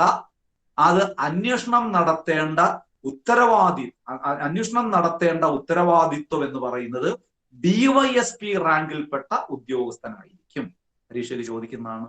ഈ SCST പ്രിവെൻഷൻ അട്രോസിറ്റീസ് ആക്ട് പ്രകാരം നമ്മുടെ ദളിതർക്കെതിരെയുള്ള അതിക്രമങ്ങൾ അന്വേഷണം നടത്തുന്ന കുറഞ്ഞ ഉദ്യോഗസ്ഥൻ എന്നറിയപ്പെടുന്നത് DYSP ആണ്. DYSP റാങ്കിലുള്ള ഉദ്യോഗസ്ഥനായിരിക്കണം ഇത് അന്വേഷണം നടത്തേണ്ടത്. DYSP റാങ്കിലുള്ള ഉദ്യോഗസ്ഥനാണ്. ആരോ 1-2 സംശയങ്ങൾ നേരത്തെ എടുത്ത ടോപ്പിക് ചോദിച്ചു. ഈ ടോപ്പിക് കഴിഞ്ഞിട്ട് ഞാൻ പറഞ്ഞുതരാം കേട്ടോ. എന്തായാലും ചോദിച്ചാൽ പറഞ്ഞുതരാം. അത് കിട്ടിയെന്ന് തോന്നുന്നു അല്ലേ? പറഞ്ഞുതരാം. ഇടയിൽ കൂടെ എല്ലാം കൂടെ ആകുമ്പോഴേ നിങ്ങൾക്ക് കൺഫ്യൂഷൻ ആവും. യെസ്, അപ്പൊ അത് ക്ലിയർ ആയല്ലോ. അപ്പൊ ഒരു DYSP പ്രിവെൻഷൻ അട്രോസിറ്റീസിന്റെ ഇയർ ഒന്ന് പറയൂ. 1989 SCST prevention of atrocities act. 89 okay. പട്ടികജാതി പട്ടികവർഗക്കാർക്ക് എതിരെയുള്ള അതിക്രമങ്ങൾ തടയുന്നത് കേട്ടോ. ഇത് ഞാൻ പറഞ്ഞ ഒരു DYSP റാങ്കിൽപ്പെട്ട ഉദ്യോഗസ്ഥനാണ് ഇത് അന്വേഷിക്കുന്നത്. അതിലെ ഏറ്റവും കുറഞ്ഞ ശിക്ഷ എന്നറിയപ്പെടുന്നത് 6 മാസത്തെ തടവാണ്. അതിനേക്കാളും കൂടും. മേളിലോട്ട് പോകുമ്പോൾ അതിന്റെ കുറ്റകൃത്യത്തിന്റെ തീവ്രത അനുസരിച്ച് ശിക്ഷയുടെ തീവ്രത വർദ്ധിക്കും. മനസ്സിലാകുന്നല്ലോ. കുറഞ്ഞത് 6 വർഷമെങ്കിലും തടവ് ശിക്ഷ അനുഭവിക്കണം. ക്ലിയർ ആവുന്നുണ്ടോ ഞാൻ ഈ പറയുന്നത്? 6 മാസം 6 മാസത്തെ തടവ്. 6 മാസത്തെ കുറഞ്ഞതാണ്. യെസ്. അങ്ങനെയാണെങ്കിൽ ഈ നേരത്തെ ഒരാൾ ഒരു വർഷം ചോദിച്ചല്ലോ, അത് ഞാൻ ഒന്നുകൂടെ ക്ലാരിഫൈ ചെയ്യാം. ഈ ആക്ട് പാസ്സാക്കിയത് ഞാൻ പറഞ്ഞ വർഷം 1989 തന്നെയാണ്. പക്ഷെ ഇത് നിലവിൽ വന്നത്, അതായത് SCST പ്രിവെൻഷൻ അട്രോസിറ്റീസ് ആക്ട് നിലവിൽ വന്നത് എന്ന് വെച്ചാൽ 90-ലാണ് കേട്ടോ. 89 ആക്ട് പാസ്സാക്കി 1990 ജാനുവരി 30-നാണ് ഈ ആക്ട് നിലവിൽ വന്നത്. അതുകൂടെ കുറിച്ച് വെച്ചുകൊള്ളുക. 1990 ജാനുവരി 30-നാണ് ഈ ആക്ട് നിലവിൽ. ക്ലിയർ ആവുന്നുണ്ടല്ലോ? ക്ലിയർ ആയോ? അപ്പൊ ഞാൻ ഈ പറഞ്ഞ വകുപ്പുകള് മറക്കാതിരിക്കുക. 330 ഞാൻ പെട്ടെന്നൊന്ന് പറയാം. അവിടെ കാര്യം ചിലരൊക്കെ സംശയം ചോദിക്കുന്നുണ്ട്. എഴുതി വെച്ചത് ഒന്ന് പെട്ടെന്ന് നോക്കൂ, കറക്റ്റ് ആണോ? ഇപ്പൊ ഞാൻ ഈ പറഞ്ഞ ഒന്നുകൂടെ ഞാൻ പറയാൻ പോകുന്നത് ശ്രദ്ധിക്കണം. അതായത് ചില പ്രത്യേക വിഭാഗക്കാരുടെ ആനുകൂല്യങ്ങളെ കുറിച്ച് പരാമർശിക്കുന്ന ഭരണഘടനാ ഭാഗം 16-ാം ഭാഗമാണ്. പട്ടികജാതി പട്ടികവർഗക്കാർക്ക് ലോകസഭയില് സീറ്റ് സംവരണത്തെ കുറിച്ച് പരാമർശിക്കുന്ന വകുപ്പ് 330-ാം വകുപ്പാണ്. അങ്ങനെയാണെങ്കിൽ പട്ടികജാതിക്കാർക്ക് ലോകസഭയിൽ ഇപ്പം 84 സീറ്റും പട്ടികവർഗക്കാർക്ക് 47 സീറ്റുമാണ് ഉള്ളത്. ക്ലിയർ ആയല്ലോ അത്രയും? ഇനി 32-ാം വകുപ്പിൽ 332-ാം വകുപ്പിൽ പറയുന്ന എന്താണ്? സംസ്ഥാന നിയമസഭകളിലെ പട്ടികജാതി പട്ടികവർഗക്കാരുടെ സീറ്റ് സംവരണത്തെ കുറിച്ചാണ്. അങ്ങനെയാണെങ്കിൽ കേരള നിയമസഭയിൽ ഇപ്പൊ 140 സീറ്റുകളുള്ള കേരള നിയമസഭയിൽ പട്ടികജാതിക്കാർക്ക് എത്ര സീറ്റുണ്ട്? 14 സീറ്റും പട്ടികവർഗക്കാർക്ക് 2 സീറ്റുമുണ്ട്. ആ 2 സീറ്റ് പട്ടികവർഗ സീറ്റുകൾ ഏതൊക്കെയാണ്? സുൽത്താൻ ബത്തേരിയും മാനന്തവാടിയുമാണ്. അപ്പം 30ഉം 330ഉം 332. ഇനി അതിന്റെ ഇടയ്ക്കുള്ള വകുപ്പ് 331. 331 വകുപ്പ് പ്രകാരമായിരുന്നു ലോകസഭയിലേക്ക് രാഷ്ട്രപതി 2 ആംഗ്ലോ ഇന്ത്യൻ പ്രതിനിധികളെ നാമനിർദ്ദേശം ചെയ്തിരുന്നത്. ആ ഏർപ്പാട് നിർത്തലാക്കി. 2020 104 ഭേദഗതിയിലൂടെ അത് നിർത്തലാക്കി. അങ്ങനെ ലോകസഭയിലേക്ക് 2 ആംഗ്ലോ ഇന്ത്യൻ പ്രതിനിധികളെ രാഷ്ട്രപതി നാമനിർദ്ദേശം ചെയ്ത് നിർത്തലാക്കിയെങ്കിൽ തീർച്ചയായിട്ടും അത് നിയമസഭയിലും ബാധകമാണ്. നിയമസഭയില് ഗവർണർ 1 ആംഗ്ലോ ഇന്ത്യൻ പ്രതിനിധിയെ നാമനിർദ്ദേശം ചെയ്യുന്ന രീതി ഉണ്ടായിരുന്നു, അതും നിർത്തലാക്കി. അപ്പം ഇപ്പൊ അതുകൊണ്ടാണ് പറഞ്ഞത് 15ാം കേരള നിയമസഭയിൽ 140 അംഗങ്ങൾ മാത്രമേ ഉള്ളൂ. ഇത്രയും ക്ലിയർ ആയല്ലോ. ഇനി വകുപ്പ് ആർട്ടിക്കിൾ ഏതാണ്? ഏതാ? സംസ്ഥാന നിയമസഭയിലേക്ക് ഗവർണർ ആംഗ്ലോ ഇന്ത്യൻ പ്രതിനിധിയെ നാമനിർദ്ദേശം ചെയ്യുന്ന വകുപ്പുണ്ടോ? അത് വകുപ്പില്ലാതെ അത് ആ വകുപ്പ് പറയണ്ട. അത് നിർത്തലാക്കിയ ഭേദഗതിയാണ് 104 ഭേദഗതി. അത് ഓർമ്മിച്ചാൽ മതി കേട്ടോ. അത് 331 വകുപ്പ് ബാധകം തന്നെയാണ് ഇവിടെ. അത് പ്രകാരം ഇവിടെയും അത് നിർത്തലാക്കി. അങ്ങനെ പറഞ്ഞാൽ മതി കേട്ടോ. ഒറ്റ വകുപ്പേ ഉള്ളൂ. ക്ലിയർ ആയല്ലോ അത്. ഇനി നമ്മൾ പറഞ്ഞത് തൊട്ടുകൂടായ്മ നിരോധന നിയമം ദളിത് ആക്ട് 1955 പാസ്സാക്കി. 1976 ആയപ്പം അതിന് പൗരാവകാശ സംരക്ഷണ നിയമം അഥവാ protection of civil rights act ആയി മാറി. അങ്ങനെ തൊട്ടുകൂടായ്മ ശരിക്കും പറഞ്ഞാൽ നിരോധിച്ച ഒരു വകുപ്പ് ഭരണഘടനയിൽ പ്രധാനപ്പെട്ട ഒരു വകുപ്പുണ്ട്. അത് 17ാം വകുപ്പാണ്. അതുപോലെ തന്നെ 1989 SC/ST prevention of atrocities act അഥവാ പട്ടികജാതി പട്ടികവർഗക്കാർക്കെതിരെയുള്ള അല്ലെങ്കിൽ പട്ടികവർഗക്കെതിരെയുള്ള അതിക്രമങ്ങൾ തടയുന്നതിന് ഒരു നിയമം വന്നത്. ആ നിയമം നിലവിൽ വന്നത് 1990 ജാനുവരി 30 ക്ലിയർ ആയല്ലോ. ഇത്രയാണ് നമ്മൾ ഇന്ന് ഇതിൽ പഠിച്ചത്. ഇനി നമുക്ക് ഈ കമ്മീഷൻ എന്തോ പട്ടികവർഗ കമ്മീഷന്റെ ആ 3 സെക്ഷനൂടെ പറയാം. പറയാം. അതായത് 338 വകുപ്പാണ് ദേശീയ പട്ടികജാതി കമ്മീഷനെ കുറിച്ച് പരാമർശിക്കുന്നത്. നിങ്ങൾ ഇങ്ങനെ എഴുതിയാൽ വകുപ്പ് 338 ഒരു ഹൈഫണ്ട് ദേശീയ പട്ടികജാതി കമ്മീഷൻ.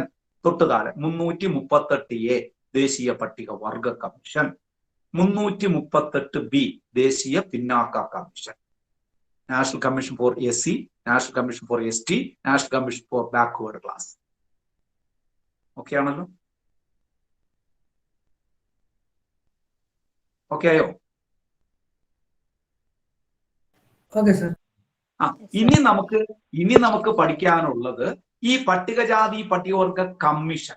അത് നമ്മൾ ഈ SC/ST നമ്മൾ വനിതാ കമ്മീഷനൊക്കെ ഒരു ചാർട്ടിലൂടെ നമ്മൾ എളുപ്പം പഠിച്ചില്ലേ? അതുപോലെ അടുത്ത ക്ലാസ്സിൽ പട്ടികജാതി കമ്മീഷൻ പട്ടികവർഗ കമ്മീഷൻ കൂടെ ഒറ്റ ചാർട്ടാക്കി നമുക്ക് വളരെ മിനിറ്റുകൾ കൊണ്ട് പഠിച്ചു തീർക്കാവുന്നതാണ്.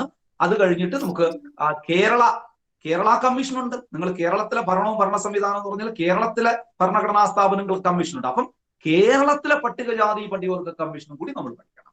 അപ്പൊ ഇനി കമ്മീഷൻസ് ആണ്. ഇനി കുറച്ച് ദിവസം നമ്മൾ ഈ സിവിക്സിലും നമ്മുടെ അതുപോലെ തന്നെ കോൺസ്റ്റിറ്റ്യൂഷനിലും ഒക്കെ ഉൾപ്പെട്ട പ്രധാനപ്പെട്ട കമ്മീഷൻ. അതായത് ഇത് കഴിഞ്ഞാൽ നമ്മൾ എന്താണ് നമ്മുടെ PSC പബ്ലിക് സർവീസ് കമ്മീഷൻ, അത് 3 ലെവൽ പഠിക്കണം. UPSC, Kerala PSC,